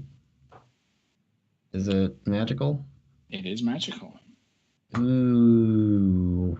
And what is this wonderful magical item? He I'll ask will him. explain. This wondrous item is a hat of wizardry. Oh. Hat of wizardry requires attunement by a wizard. This antiquated cone-shaped hat is adorned with gold, crescent moons, and stars. While you're wearing it, you gain the following benefits, and he'll explain them. You can use the hat as a spellcasting focus for your wizard spells. You can try to cast a cantrip that you don't know. The cantrip must be on the wizard spell list, and you must make a DC 10 Arcana check. If the check succeeds, you cast the spell. If the check fails, so does the spell, and the action used to cast the spell is wasted. In either case, you can't use this property again until you finish a long rest. So once per day, you can attempt to cast a cantrip you don't actually know. Okay. Well, not so useful for me, but it looks fantastic nonetheless. And Kale will put it on and feel good about himself and say, thank you very much. This has been fun. I look forward to returning one day to rent the use of that fantastic tome. You're welcome back anytime. Enjoy the hat. I have one of my own, you see. All right. You head out to the store. Your cloak is given back to you. You have now a bag of holding, which is good. The party needed to have one at some point. And you all kind of gather together back at the inn at this stage. It's late. It is well into the night by now. You guys are tired. You've been out on the road for a long time. As you go to sleep, would you be taking any form of watches while you're there, or would you all just sleep? You are in a tavern. Yeah, I don't think Kale would suggest that Alex- it's probably not. Well, we have 2 separate rooms. Mm-hmm. So we should probably figure out who's in what room, firstly. Wampum will sleep right beside the door in whatever room he's in. Like on the Allie, floor, like. Sorry, I was just trying to get a visual. Like he's just laying like on like a doorstop. Just. Yeah. Okay. Perfect. Yeah. He puts his blanket down next to the door and just lays down next to the door. Does the door open in or out? In, but I can assume that he would wait until everyone's gone to sleep before he takes his position. Allie is going to suggest that Kale and her take one room, and then the other 3 take the other room. Because we have 2 rooms. If it's all the same, I prefer to bed with Lafcadia. We've been together for quite a while, so. Which is why we should get to know each other. Because clearly, Lafcadio doesn't trust me. This is a step for us all to become better acquainted. Then wouldn't it make more sense for the two of you to share a room? But he doesn't know Wampum or Nos either. Before we pair off, I want to mention that when Wampum, Nos, and I were talking to this Lord Protector of Triboar, she indicated that there were shadow figures in humanoid form, and specifically called out a skinny winged humanoid and a feline humanoid figure, suggesting that there are shadow figures looking like us. That's just another reason we shouldn't be in the same room. Well, it might be a reason for us not to stay here at all. Well, it's a bit late. Where else would we possibly go at this hour? Hit the road. It doesn't sound safer at all. Well, what if something attacks the town? They have precautions. They set up a perimeter. Oh, that's what those fires were for. Then I suppose we'd How be did they safe. set the fires? Yeah, why did they set the fires? Yeah. And how? I didn't see any people with torches running around the town. Well, I'm sure that the Lord Protector can field your questions on fire setting procedures. But I'm just bringing up the information that you didn't have. So now that you have all the information, you can make an educated decision on whether or not we want to stay, break into separate groups, or go. Okay. Well, if these fires were set up as a protective perimeter around the town, then I would think that we would be safe within them. Sure. Safe from the shadows, but possibly Yes. not safe from those who are feared of the shadows. Now that you mention it, the innkeeper did sound very nervous when I talked to him. But then again, most people sound nervous when they talk to me. Oh, I almost forgot. I had some things made. I mean, most of you were there with me, but Kale wasn't. Allie's going to pull out the horses. There were 6 of them, correct? Yes, 6 of them. And she's going to give 1 to each of the members. And she's going to say, for when we find the children, I think it's best when dealing with children to give them distractions, especially if it's dangerous. And I can't carry them all myself in case, Ye continue to surprise me, Allie. Yes, it's very thoughtful. Thank you. Oh, it's neat. If you press down, the hooves go like that. I know, right? That's really clever. I like it. All right, so we're staying here. Is that right? But, I don't see any reason not to. Okay. So you guys bed down, and it seems like you guys don't feel the need to make watches for the night. So you do split up into your rooms, and at some point, about 4 hours after you go to sleep, you're all woken up to the sound of an explosion. Yay. We will deal with the explosion in 15 minutes once we've come back from a quick break. Thank you very much for joining us, guys. Be back in 15, okay? Welcome back, everyone. Thanks for sticking with us during our quick 15-minute break. We jump right back into the action. Our party of adventurers are woken up in the middle of the night, which is really annoying because they were getting such a wonderful sleep in this dive of a tavern, with an explosion happening just off out of sight, just within the city somewhere. What do you guys do when you hear this explosion? Go back to sleep. I'll awake and then I'm gonna run for whatever made that noise.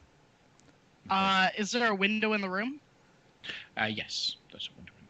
Allie is going to, I'm presuming that she has most of her stuff on, and just kind of runs over to the window to see what's going on outside. Okay, roll a perception check. And anyone that runs out of the tavern to do the same thing, go ahead and do the same thing. All right, perception. 22 total. Roll the 1. Okay, anyone get a 15 or higher, and that includes passives, will notice that the tower in the center is on fire. The explosion had happened on the tower. You can see a chunk of rock broken off that's probably somewhere else in the city. Anyone that rolled a 20 or higher, which is just Ali, you notice some shadowy figures leaping from the tower and running off to the north. Allie is going to open the window, and can she fit through the window? Yeah. All right, and she's going to kind of unfurl her wings and go after them while calling out to her companions. The shadowy things are here! They're running away to the north! Follow me! And she'll just kind of start flying off after them. Okay. So you jumped out of your window, which only had Kale inside the room. Yep. So Kale, you heard this. Everyone else didn't because they were on the other side of the tavern at the kind of the main area. So, Kale, what are you doing with that knowledge? Running down to where the other people are to tell them all that stuff. Okay. So yeah, Allie just flew off toward the tower. I guess the shadows were heading north. So we're going to the tower? Yes. Okay. Running to the tower. Okay. You guys book it down the streets, and you see that more people in the town are doing the same thing, rushing as quick as they can to get to it. The 12, the guard of the city, are already positioned out. You can see huge buckets of water being thrown up as best as they can, not really doing much. A single lone individual strides past them all and begins casting a huge spell that is a little too flourishy as he tries to put out the flames. That is the Platar fellow, as he has to put a show on for anything anyway. Ali, you were chasing after the shadows or the tower? Shadows. Okay. So the shadows, as you get closer to them, aren't actually shadows. They were just shadowy figures in the distance, silhouetted. As you get closer, you notice it is actually a troop of full corporeal individuals.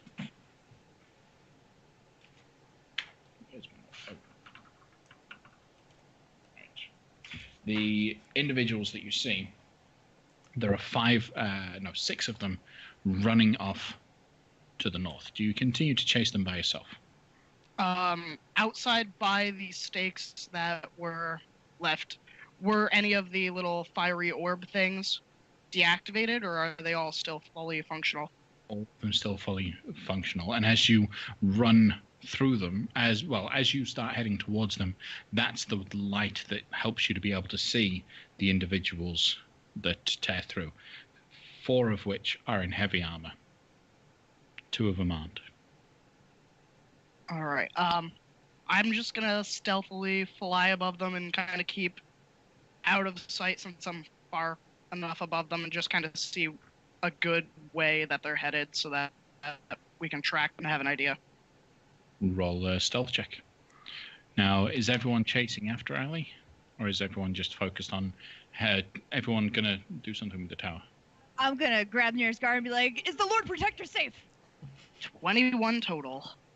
Okay. All right. We don't know. We're just trying to get rid of the fire. I'm running into the tower. I'm gonna try to find her. Okay. Roll a perception check. Yeah. Kale, you said to the north? Yes, let me confer with her real quick, and I'll quickly cast a sending spell, wiggle my hands around, and say the things I gotta say. and say, Allie, where did you go? What direction? How far? I'm doing syllables. And who and how many? Went north. Real people, heavily armed, flying above them, finding out where they're going. And I'm okay. okay. So he'll turn to Wampum and say, "Yep, north. There was 6 heavily armed individuals heading north." And Wampum will start heading north. Okay. So, Nos, you run inside. Perception check? That was an 11. But Passive? being 10, but being all bleary-eyed and the smoke and stuff, I'm gonna start calling out. Are there any alive? Where are you? You'll hear underneath a lump of rock and rubble, the portion of the top that had been broken off. All right. I'm gonna try to lift that piece of rubble wherever I can, and if I can't, I'll stay away from the voice and attempt to break some off. Okay. And attempt to make smaller pieces. I've been following Nos. Can I help? Absolutely. One of you roll an athletics check at advantage. 17. 17. All right. You reach down and together, the two of you start lifting it up. You look and you see that Darathra, the Lord Protector of Triboar, is badly injured, not just from the crushing force of the rock that's on top of her. You can see that her flesh looks burned.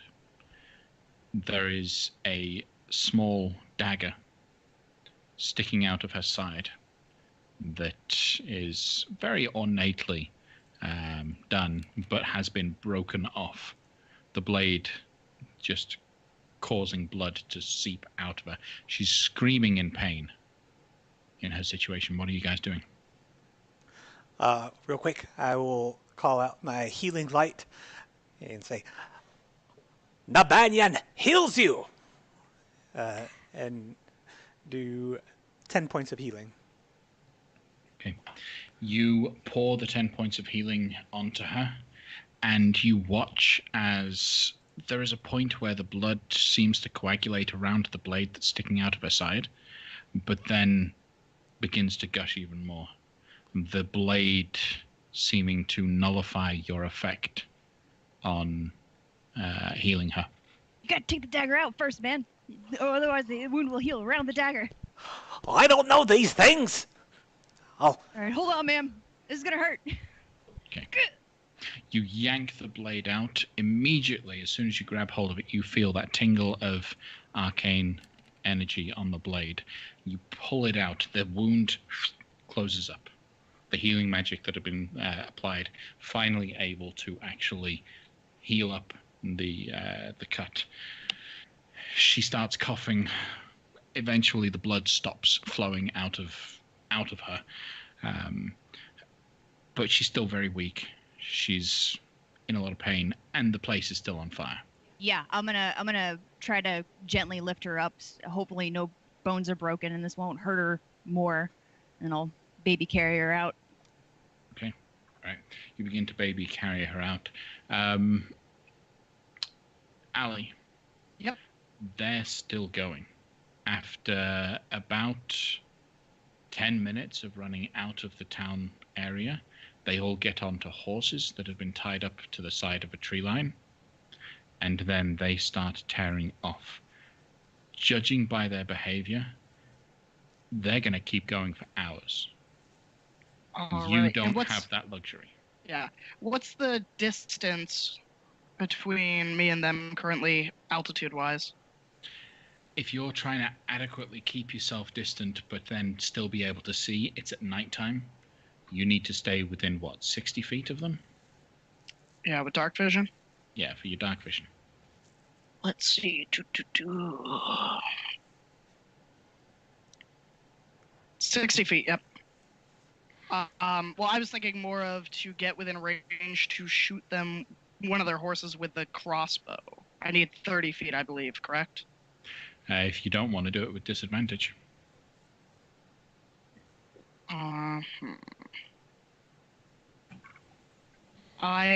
Allie is going to quickly, with the poison that she made in her downtime, dip one of the quarrels, and she is going to fly.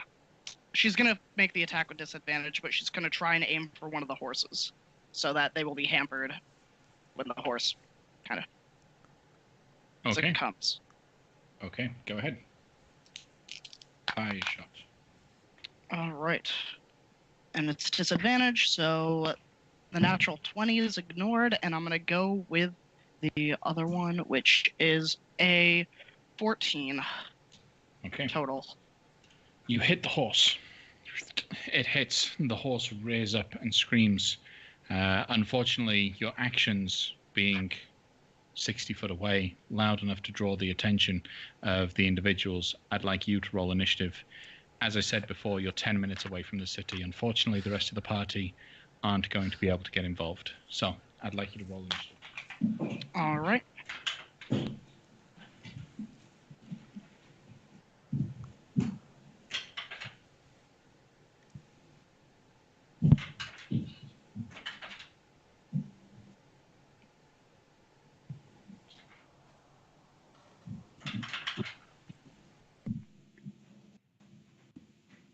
Okay, what did you get?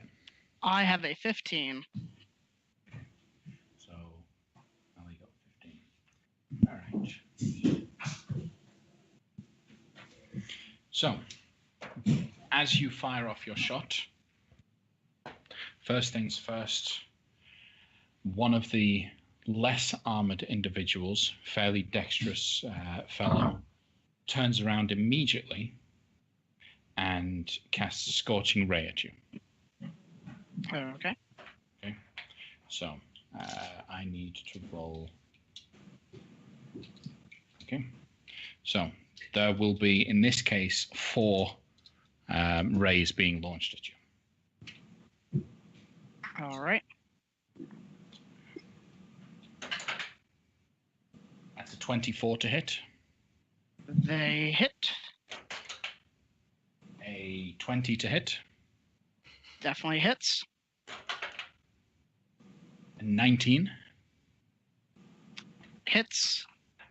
and the last is a 25 to hit. Definitely hits. Okay. All right. So that's 4 rays, 8 d6 for that.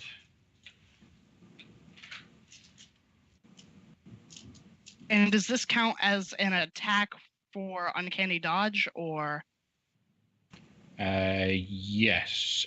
Each of them are ranged spell attacks, so you can halve one of them.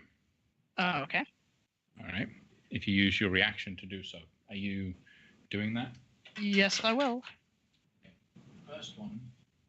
First one deals 9 points of fire damage. All right. Do you halve that? Yep, and I'm also resistant to fire as a tiefling. Okay, so you cut it down to 4, and then it goes down to 2. All right. Right. The other 3 you can't halve, so I'll just roll them together. They are halved because of your resistance.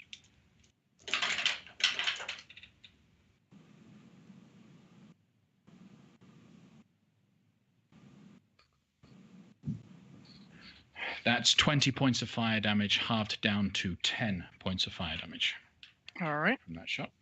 Okay. Next up, you have another individual who is going to pull out a heavy crossbow and launch a shot at you.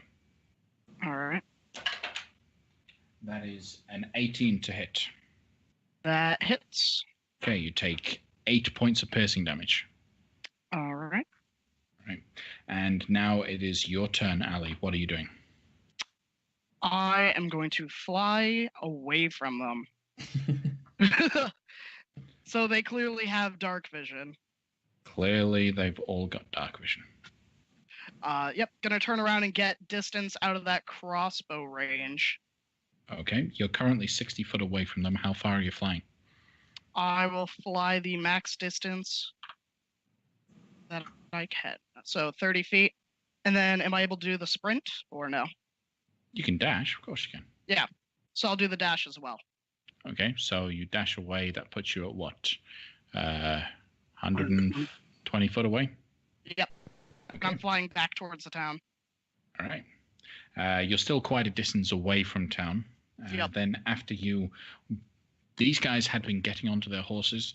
There is a knight that is on a horse that is just going to follow. He commands his horse to move and then aims his heavy crossbow below you. The horse can move 100 foot per turn, and he can still fire. So, All right. fire a shot. That's going to be a 17 to hit. Does that hit you? That does indeed. Okay, that's 10 points of piercing damage. All right. So he's now running. Who's next? Two more knights start tearing off behind, but they have to actually get onto their horses, so they're slowed down a little. They'll make 2 shots at you. I have a 4 to hit, so that's going to miss, and a 15 to hit. And that is equal to my armor class. Okay, so another 8 points of piercing damage. All right. Okay, how are you looking? I am at, let's see, I'm at 17 HP. Okay, all right. One last individual. This guy is a much lighter armored fellow. Doesn't have any sort of ranged attacks on him. He does tear off following you, though. He jumps onto his horse, starts running back towards the town. Back to the top of the round, the spellcaster hops on his horse, rides off. He is going to use a spell to try and stop you. And so he's actually going to cast magic missile to make sure that he hits. He's casting it at second level, so he gets 4 darts, I believe. Yeah, 4 darts. That's 4d4 plus 4.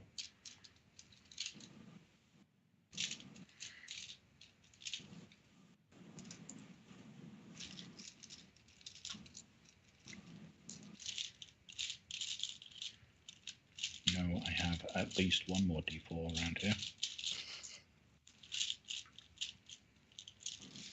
Can't find one. It doesn't get added to the roll. Oh, there we go. Damn.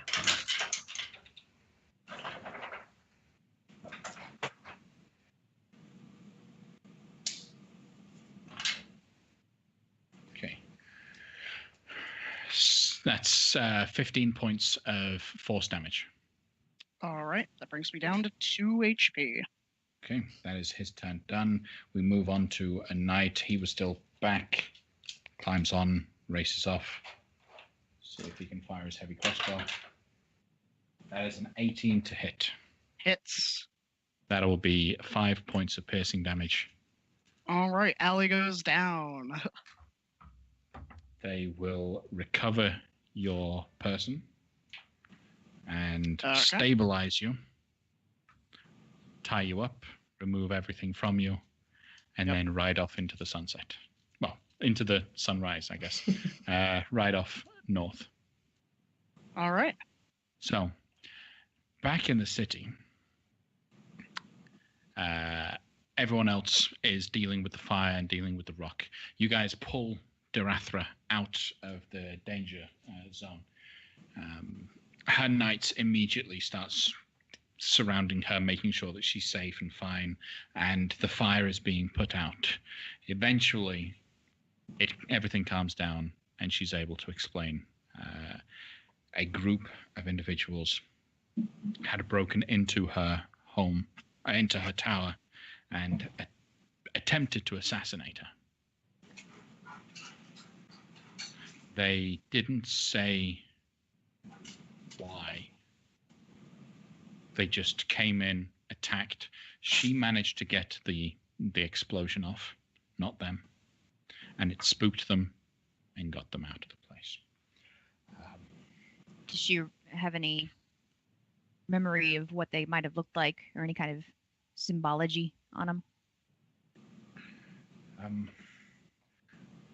4 of them were wearing heavy plate armor, but they were covered head to foot, so it was difficult to see anything significant about them. No symbology or markings on them. I did, however, steal and break off a piece of they had a wizard with them, break off a piece of his robes. And she'll tear it off. The robe has a gold band or edge around it. The actual material is made out of a very fine, very well crafted red silk. And there is the corner of some sort of design or imagery on it that seems to look like an image of a sun with an eye in the middle. Or maybe it's a part of an eye that has rays coming out of it. Not too sure because it's a bit damaged and torn. Do any of us... Who all is here right now? It's me and Lafcadio. Did anyone else stick around? Yeah, Kale stuck around. He didn't run into the building, but he was there. Do any of us know... Wampum was heading north. You started running off north, okay? Yep. And how long would it have taken them to tie me up and loot me?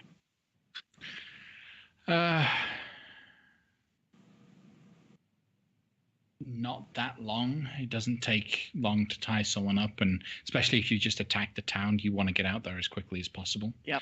Knowing you'll be unconscious for about an hour, they have their time to be able to... They're on their horses, book it, and keep going. Okay. Unfortunately, you are captured at this point. Yep. Okay. Wampum, after you've been running for a little while, you will find easily the spot that a bunch of horses had been tied up at. In their haste, they had left behind some of the like the saddles and the bags that they hadn't placed down. So you do have some basic supplies that they might have been left. Anyone, so Kale, Lafcadio, and Nos can roll a history check to see if you could potentially recognize the partial of Nat this 20. symbol. Nat 20. What's the total? 20, because I got no modifiers on that. Please hold. I would cast Rub My Lucky Rock for guidance, and that's 26. Nat 7. All right. Well, because you got a nat 7. Lucky 7. Yeah, it's a lucky one. All right. So you've seen symbols that are like this before. The eye within the sun symbol. Knowing your knowledge of different groupings, this one is an image that has recently been adopted by the newly reformed Arcane Brotherhood of Luskan.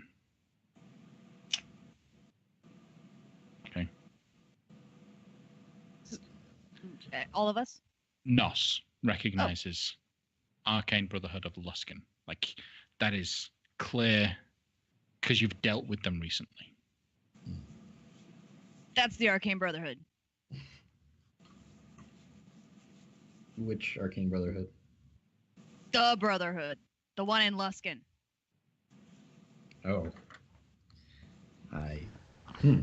That dagger there seemed to be particularly nefarious, Nos. Yeah, here, you magic-y guys, you want to check it out? Sure, I'll identify that. After you. After me. So, casting Identify on the blade, it is a simple enchantment on the blade that causes it to continue to wound an individual while the blade is inside. Every turn, it will deal an additional weapons damage dice if it stays inside its target. But it was it's just the blade though, right? Like It's just a blade. Yeah. Okay. The handle was broken off so that it would stay inside. I don't know much about assassins, but this seems like a fairly typical thing for them to use. It just continues to deal damage while it's inside of someone, more so than a regular, being stabbed would. Aye, it sounds quite assassiny. But I'm curious why the Brotherhood of Bluskin would be after our Lord Protector here in Triboar. I don't know. There have been attempts on my life in the past, but nothing as serious as this. Is everyone else okay? That's a good point. I'm gonna go back into the burning tower and see if there's anyone else alive. There's no one else inside the tower, but with a quick head count, you also note no one else in town is injured. Great. It was just an attack on her life. Oh. Everybody seems all right. Have you done anything recently that would make you a target for anyone? Anything that's more high profile than usual? Not recently. What about? I've had a past. Most people have had a past, but it shouldn't come back to.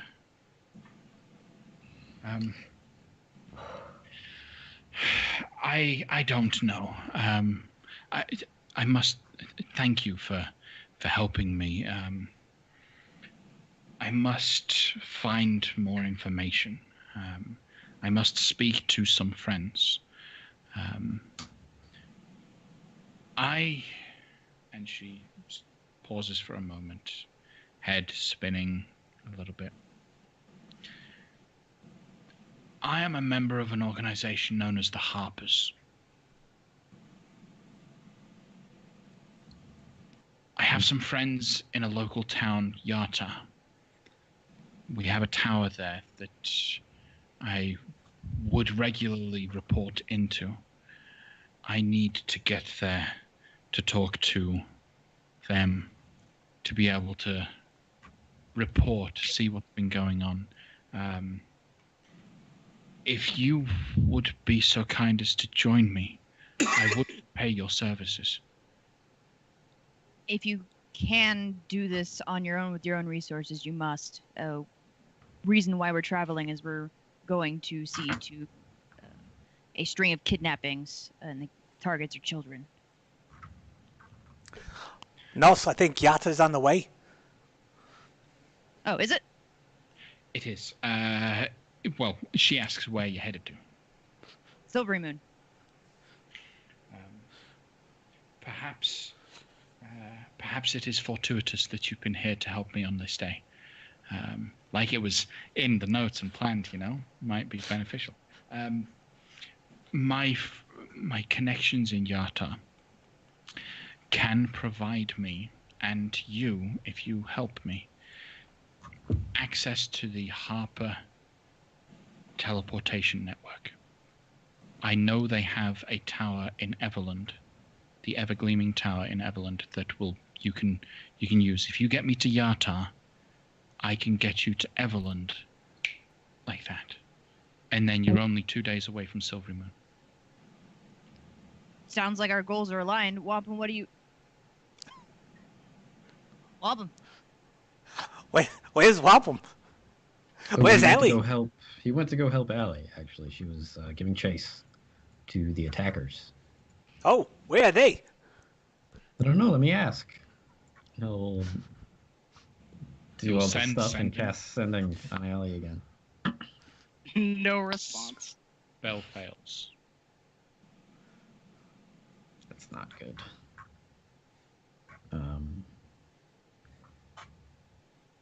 Allie may be in a bit of trouble.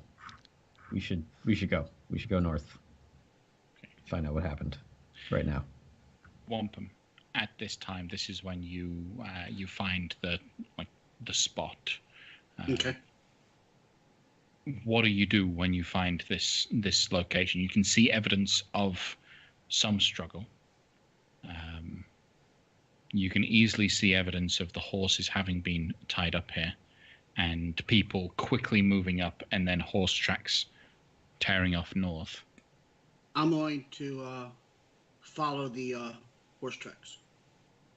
Would there be any blood from the horse that Allie shot? There would be enough tracks. Like, these guys weren't hiding their tracks. Oh, okay.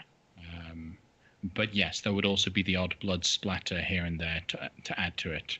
Plus any blood that Allie might be bleeding on the path as well. As such. Right. Wampum, are you just going to keep running following the path? Yes. All right.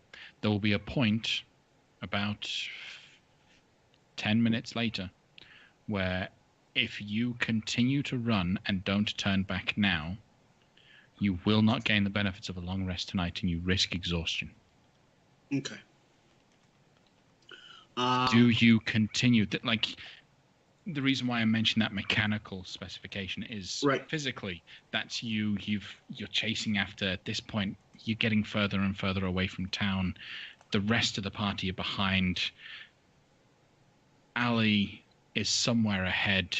The fact that you've not caught up to Allie yet, that's bad. Yeah, I'm getting to the point. I'll stop running and turn around and start walking back. Okay. So you guys will cross paths. If you are chasing after Wampum, you'll see a lone dwarf walking through the darkness towards you. What happened? Did you catch up to them? No, there's blood and there's horse tracks here. No sign of Allie. I tried to reach out to her ascending, but she didn't respond, so she's either unconscious or dead. There's a spot about just a little ways back. I don't know if y'all saw it, but there's some saddles there. So somebody was in a hurry. Well, they probably didn't kill her because they would have left the body if she was that inconsequential. If they took her, then they must want her for some reason alive. So we understand that they're heading north, and we know that Yartar is northeast. Are they heading to Yartar, or are they heading to Long Saddle? No, so those directions. They ran clear north along the long road towards Long Saddle, towards Mirabar. Yartar is east from Triboar. Triboar headed along the Evermore Way. It's complete different roads, different paths. So they are clearly headed away from where Darathra is asking you to go. At this point, you have a choice. You can chase after Allie, or you can help Darathra. Maybe these hoppers have a teleportation network that will let us get ahead of these bastards that have Allie. I know these kids are important, but Allie one of us. Aye. Well, they have a head start. Let's get to Yata and then see if we can teleport ahead, either up to Long Saddle or Mirbar. That's the direction they're heading. Well, we should probably ask the Lord Protector first if that's possible. Aye. There may not be teleportation circles in either of those places. Let's find out. As you return to town, she's getting pack ready to be able to work to head out, but she won't be leaving until first thing in the morning. And she encourages you to rest so that you'll be ready for the trip. If you inquire about this Harper's teleportation network, she will give you a list of teleportation circles that are connected to the network. Yata, Everland, Mirabar, Neverwinter, Waterdeep, and Loudwater.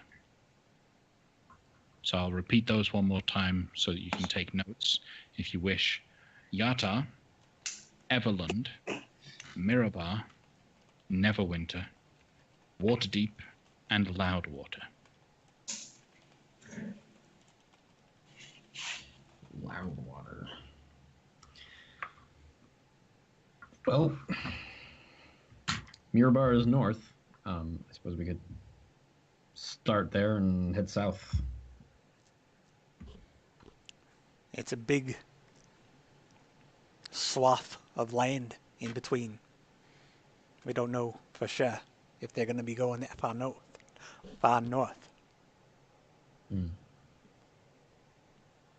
You're right. We don't. So what are you guys going to do?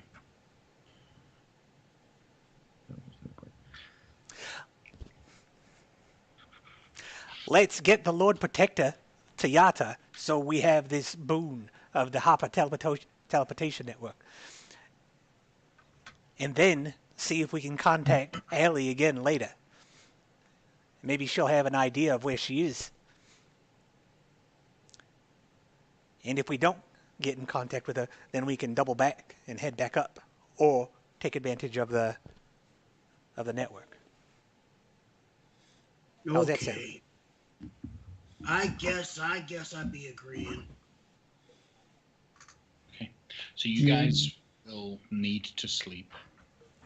If you stay up much longer, you're going to risk breaking your long rest. Okay. Okay. All right. While they bed down, Allie, Yes. an hour after being shot out of the sky, you wake up, bound, gagged.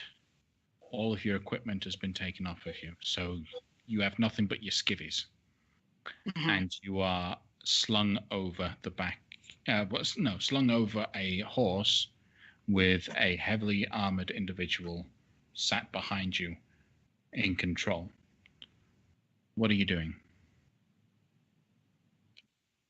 Allie is going to look at the figure and kind of study what they look like and see if they're on a road. You are still on a road, and roll a perception check.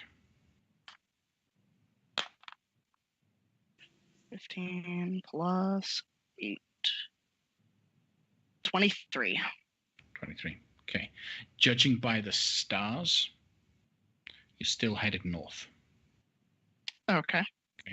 So you're probably still on the long road, as you've only traveled north. And you know from basic geography, the long road only goes to Mirabar. It doesn't break off at any point prior to that. You do have some stopping off cities, but there are no roads that break off from the long road. Okay. You try to get a gauge of the individuals that are in front of you, particularly the one that you're riding with.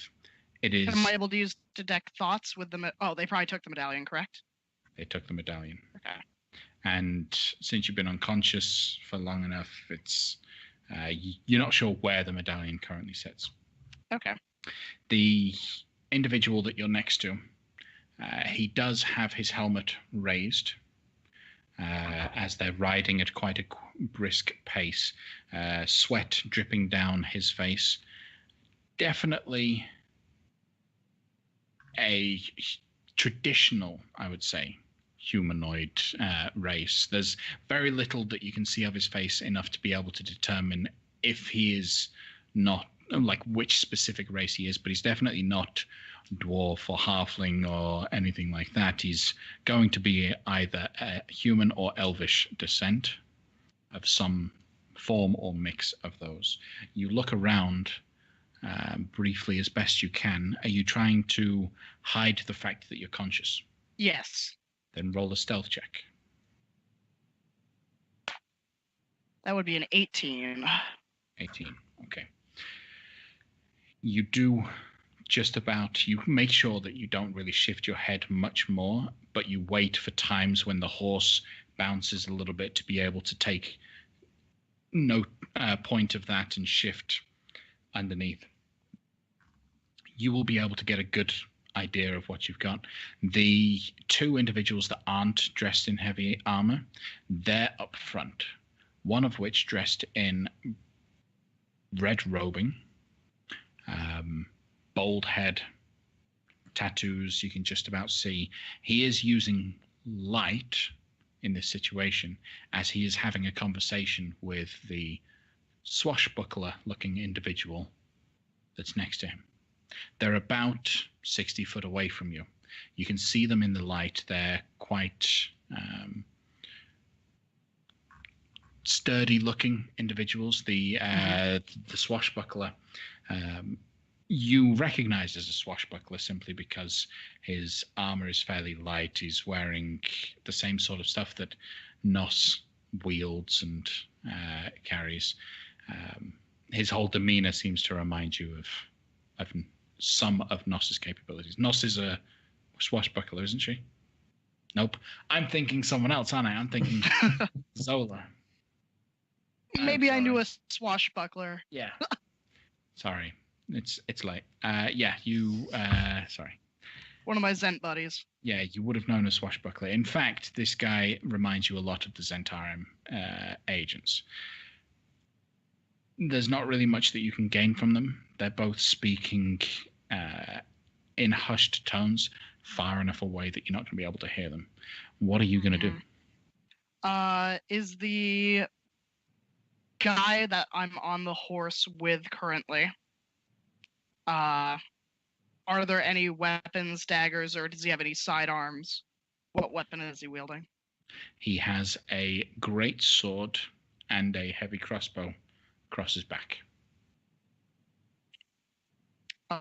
Allie is going to just play dead for the moment. Okay. All right. They will ride for an additional 4 hours before they make a camp. All right. We will catch up with everything that is going on with Allie a little bit later. When the rest of the party wake up, Kale will be capable of casting Sending, and then I'll give you another update on what you've been doing by that point in time. Okay. So, dawn finally breaks. You guys wake up, a bit of a somber tone, as a member of your group, though a fairly young and fairly newly formed group, a member of them has been taken. What are you guys doing in the morning? Darathra Shendril is at the tower, visibly packing and getting ready. What are you doing? I'm going to spend a couple minutes to memorize some different spells before I do stuff. Okay. Kale, you'll notice Nos actually get down on her knees next to you and start doing her own thing that looks sort of similar, but without a book. Hello. Wampum is going to walk back to the blacksmith. Okay. Bright and early, he's up and ready, up and working. Me brother. Question for ye. Answer for you, brother. That commotion last night. Yeah. We lost one of our members. Not dead like, okay? But kind of missing. Which one did you lose? The that demon looking one. Don't tell her I said this. Kinda liked her. She kinda don't tell her that I told you that, but she kinda growing on me too. It's the tail. I don't know. I kind of like them wings, Wings would be nice, wouldn't they? especially with our dwarf legs. Well, what can the Fohammer clan do to aid a brother in arms? Well, I'm hoping you may have something buried away. I mean, I'd be carrying my father's axe, but we may be needing something a little bit more.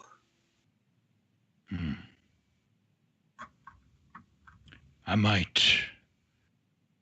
have something. Roll a persuasion check with advantage. Oh, persuasion. That's going to be a 18 plus 3, 21. 21. Okay. Right. Does it have to be?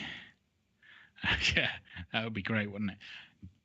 Do you only wield axes, or you comfortable with a hammer? I'd be comfortable with the hammer. All right. Back in one moment. He steps back inside his forge, will come out with a brilliant warhammer. He slams it on the ground. You hear a loud ringing as it echoes throughout. This here warhammer can only be wielded properly by a dwarf. I know. Am I thinking about what you talking about? Yeah, I don't know what you're thinking about, friend. But, listen here. He picks up the warhammer, throws it. It flies beautifully through the air, hits a shield that's dangling in his forge, and then comes back. Oh, He hands pretty, my brother. the warhammer over to you. This is a +1 warhammer that requires attunement by a dwarf. It has the thrown property with the normal range of 20 feet, long range of 60. But when you hit with a ranged attack using this weapon, it deals extra damage and it flies back to your hand. How much coin we be talking? Bring her back. Deal, brother, deal. All right. Gives you a good hard handshake. And There'll be a barrel of ale in this for you. Okay. So, we'll talk afterwards about getting this onto your character sheet in D&D Beyond. Okay. But yes, light version. Okay. Anything else you guys would be doing? So I would be ready to cast Sending at some point. Mm-hmm. So I would do that. Try and do it. All right. And what do you say? What happened? Where are you? How?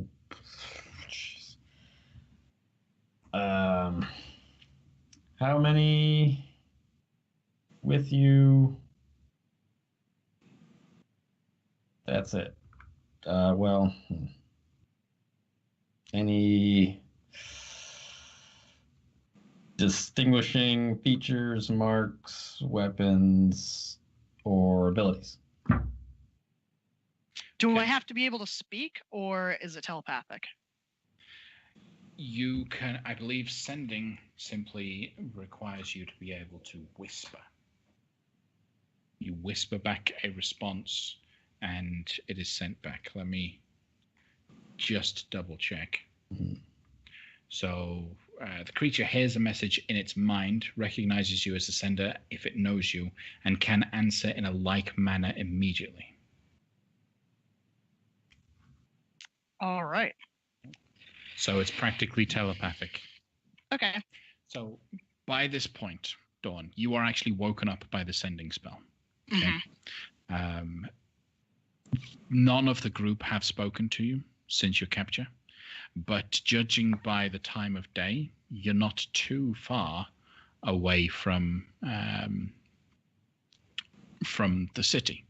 In fact, these guys had camped out the night before the before making their attack, and so they moved as far as they could, and then they started to rest. So they have just started a long rest. Okay. The party are 8 hours north of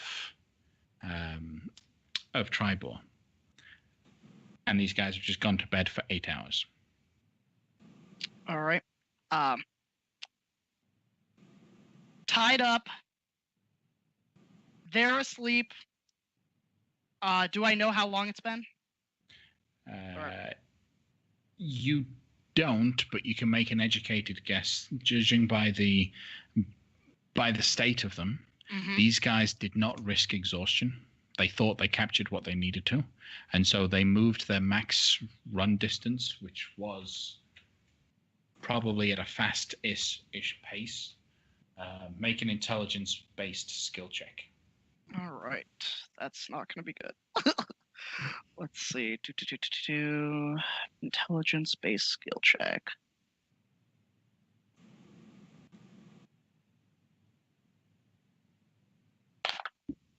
That would be a 15 total. Okay. If they didn't risk exhaustion, which it doesn't look like they did, they're only 30 miles north of Triboar. All right. So, tied up, 30 miles north, and are they still near the long road? Is that visible? Or long road, mage, crossbow men,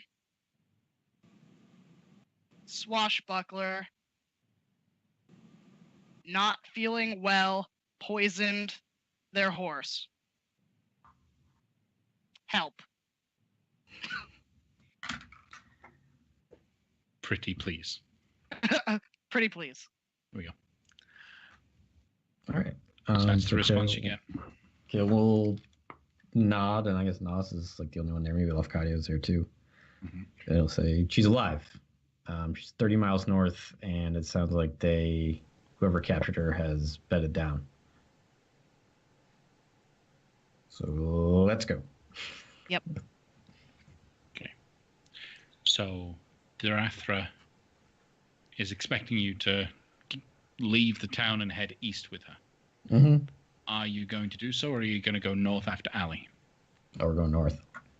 I'll swing by Darathra and let her know what's going on. I'm saying if you can wait a day, that would be great. If you have your own people, that would be great. We are incredibly interested in your offer. However, this is our battle mate. And we're going to apprehend the folks who tried to kill you. Okay. We'll be back in a day. Roll a persuasion check with advantage.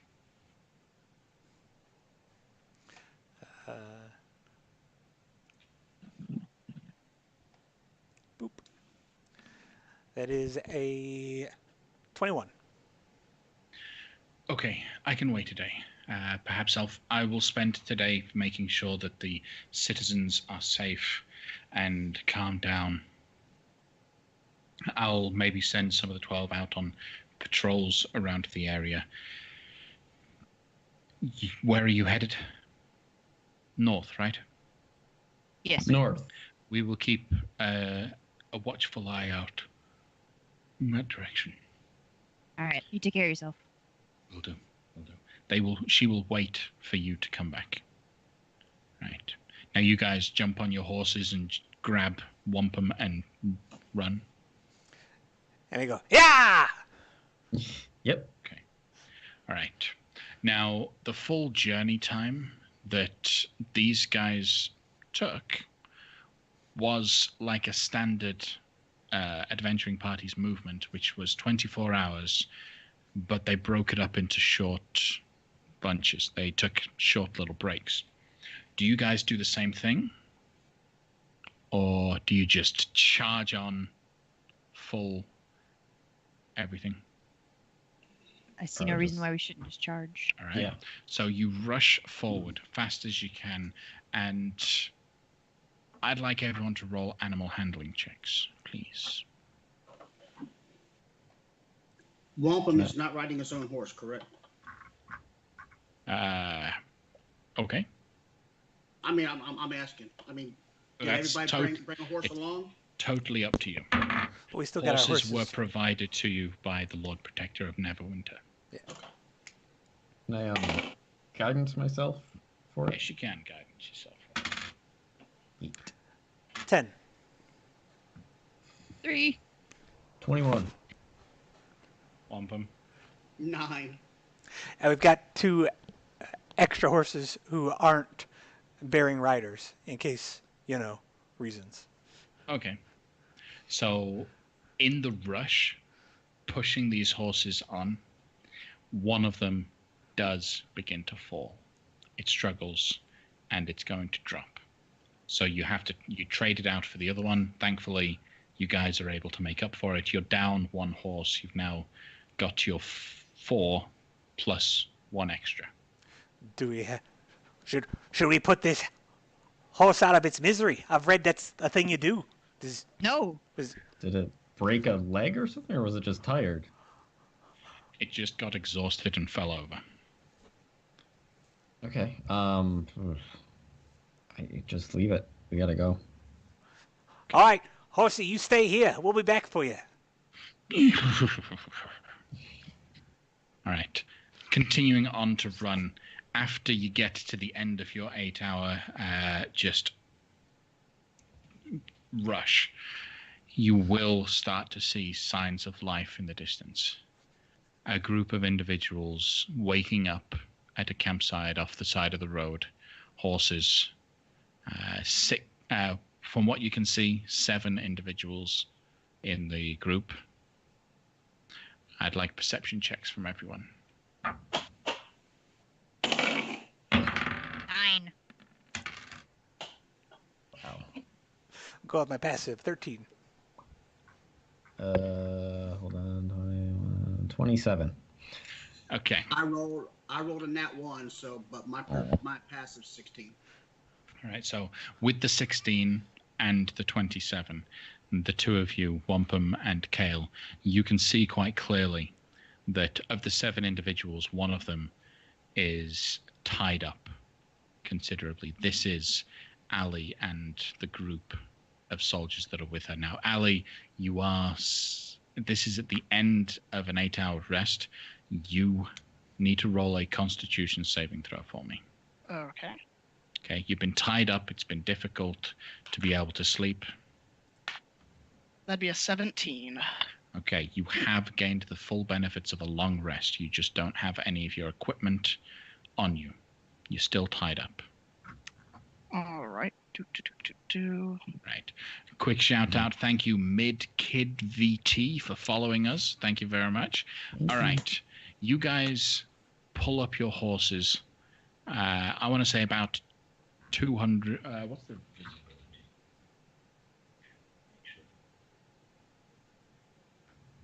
Okay. Yeah. You're about 200 foot away from the group. How do you want to proceed? They seem to be waking up and getting ready for another trip. How's the down horse camp. that Allie shot? The poison. It was hurt, but a simple poison thing didn't kill it. Okay. Unfortunately. So what's the setup at their camp? Like, is it just like big open road and fields all around, or is there woods nearby? Or So you've got the long road which you've been riding on. They've set up their camp about 50 foot off to the side of it. They've set up the horses against a single tree, but in such a way that all of the horses are facing towards the road. Their camp is no tents or anything. Everything is still on the horses, and they have just been sleeping out on the floor next to them.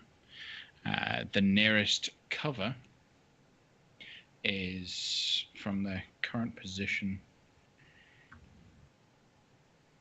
There are some trees pockmarked, but it's a fairly open land in all directions.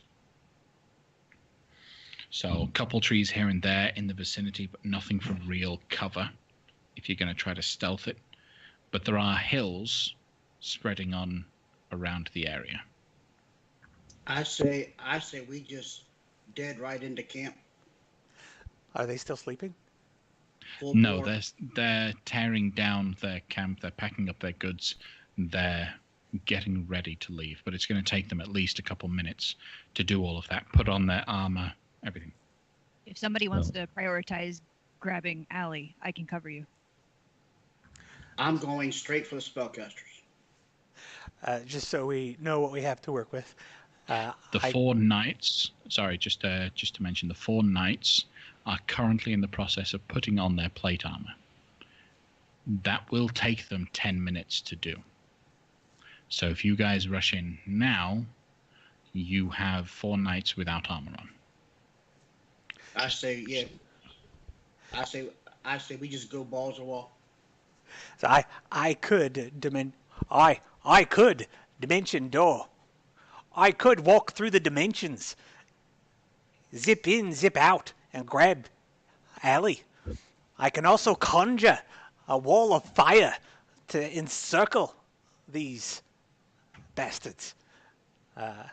Or we could just ride in and give them what for. I say we do both. Let's try and get Allie out of danger first, and if we have something to armor with, even better. And then you can encircle them in flames, and I will attempt to cause discord among them myself. But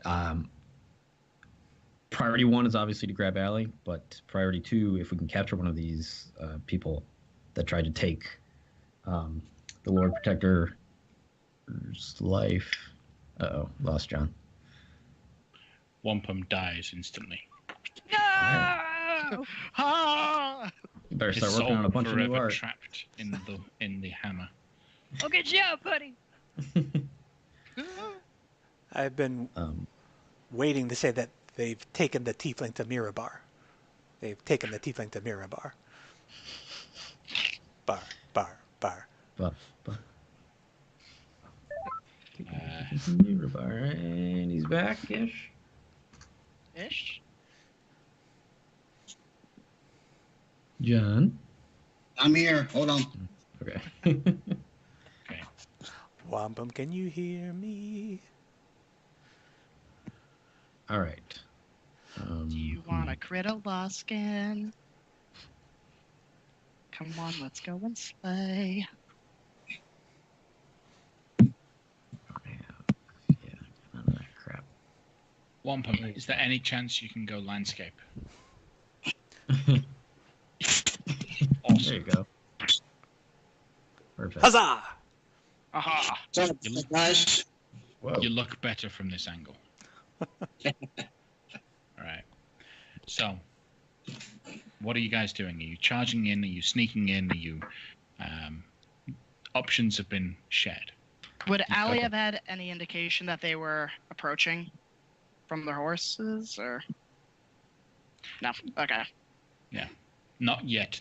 The reason why I've kind of stopped them at this point, the 200 foot away that you were at, is the point at which the camp would be alerted the moment you guys step further forward.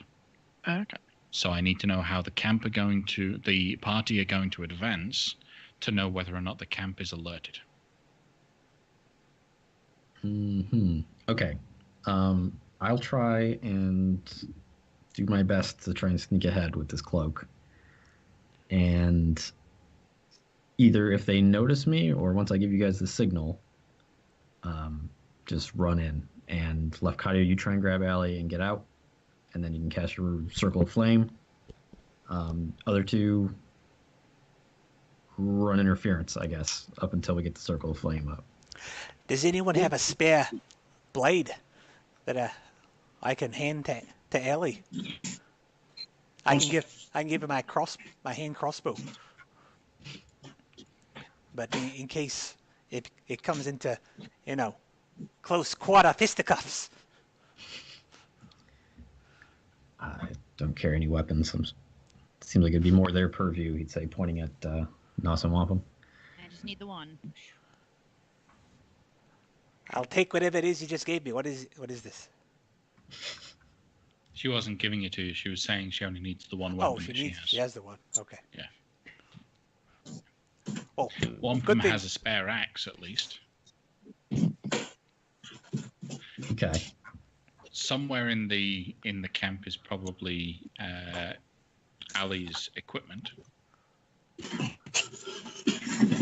I don't know that I'd have enough time to find that.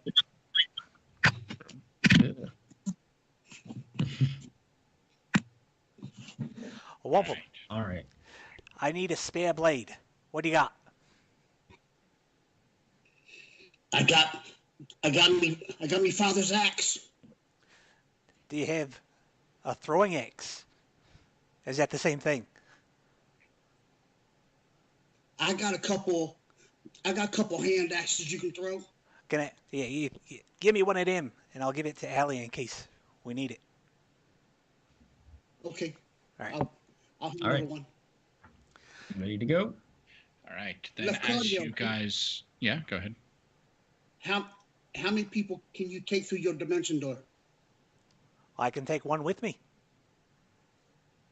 Take me. Okay. Oh, wait. So- Let me just double check. I might be able... I don't know. Does it have... You can. It's just one person of the same size or smaller that you can take with you. I was thinking if it could be upcast for more, but no. No. All right. Then as you wrap your arm around Wampum's shoulder and disappear in a cloud of dust, what are you doing? Well, I was gonna say, do you want to get closer, or do you want me to Yeah. just go now? Kale was saying he wanted to get closer. Yeah, I want to try sneaking closer. I'm gonna also sneak from a different angle. Okay. So if you're going to sneak from a different angle, are you going to go west or east? West, because we're You're gonna east go out of west. most things, right? Yeah. Okay. So I'll wait. How close do y'all want to get before I pop in there? Approximately 90 feet, but I'll give you a signal. Right. I'll wait for the signal. Okay. So I'm gonna pull up my hood on my cloak of Elvenkind and try and sneak within 90-ish feet of this Okay. camp. Stealth check from both individuals that are sneaking up. 23. Guidance. Do I get advantage for this stealth check or? Yep. Okay. That didn't matter. Plus 21. 21. Okay. The two of you are able to sneak into position. When you get into your position and you signal Lafcadio to bamf in, the act of dimension dooring will draw attention as a lion and a dwarf suddenly appear in the middle of the camp, appearing right next to Ali's body. We are going to deal with that next week. Okay. All right. So you guys do have a week to go over some sort of strategy. I will actually be sending you guys a diagram of the camp with map from what I understand right now. So in the center of the camp, we have Ali prone tied up, Lafcadio and Wampum just dimension dooring in. About 90 foot away from the camp, hidden very well behind the away from the camp is Kale, that's coming from like more of the eastern direction, and from the west. How far away are you at Nos? I didn't want to go any further than Kale, so about 90 feet. 90 feet. Okay, sounds good. I will send you guys a picture in a couple of days, and we will battle it out next week. Join us next week for Half-Rate Heroes as the party try to rescue their lost companion. What's gonna happen? No. All right, you can follow us on Twitter. We are at Crituitous RP. We really appreciate all of the follows and the support that you guys get. So if you like the Half-Rate Hero stream or you like the Crituitous RP stream that is airs on Saturdays, an hour earlier than the Half-Rate Hero game airs, then please share us with your friends. Tell them about us. You can always join in for a recap of both sessions tomorrow. During the day we will run the Crituitous RP rebroadcast, followed by Half-Rate Heroes. Thank you very much everyone for joining us, and good night. Thank you, guys. Bye. Bye.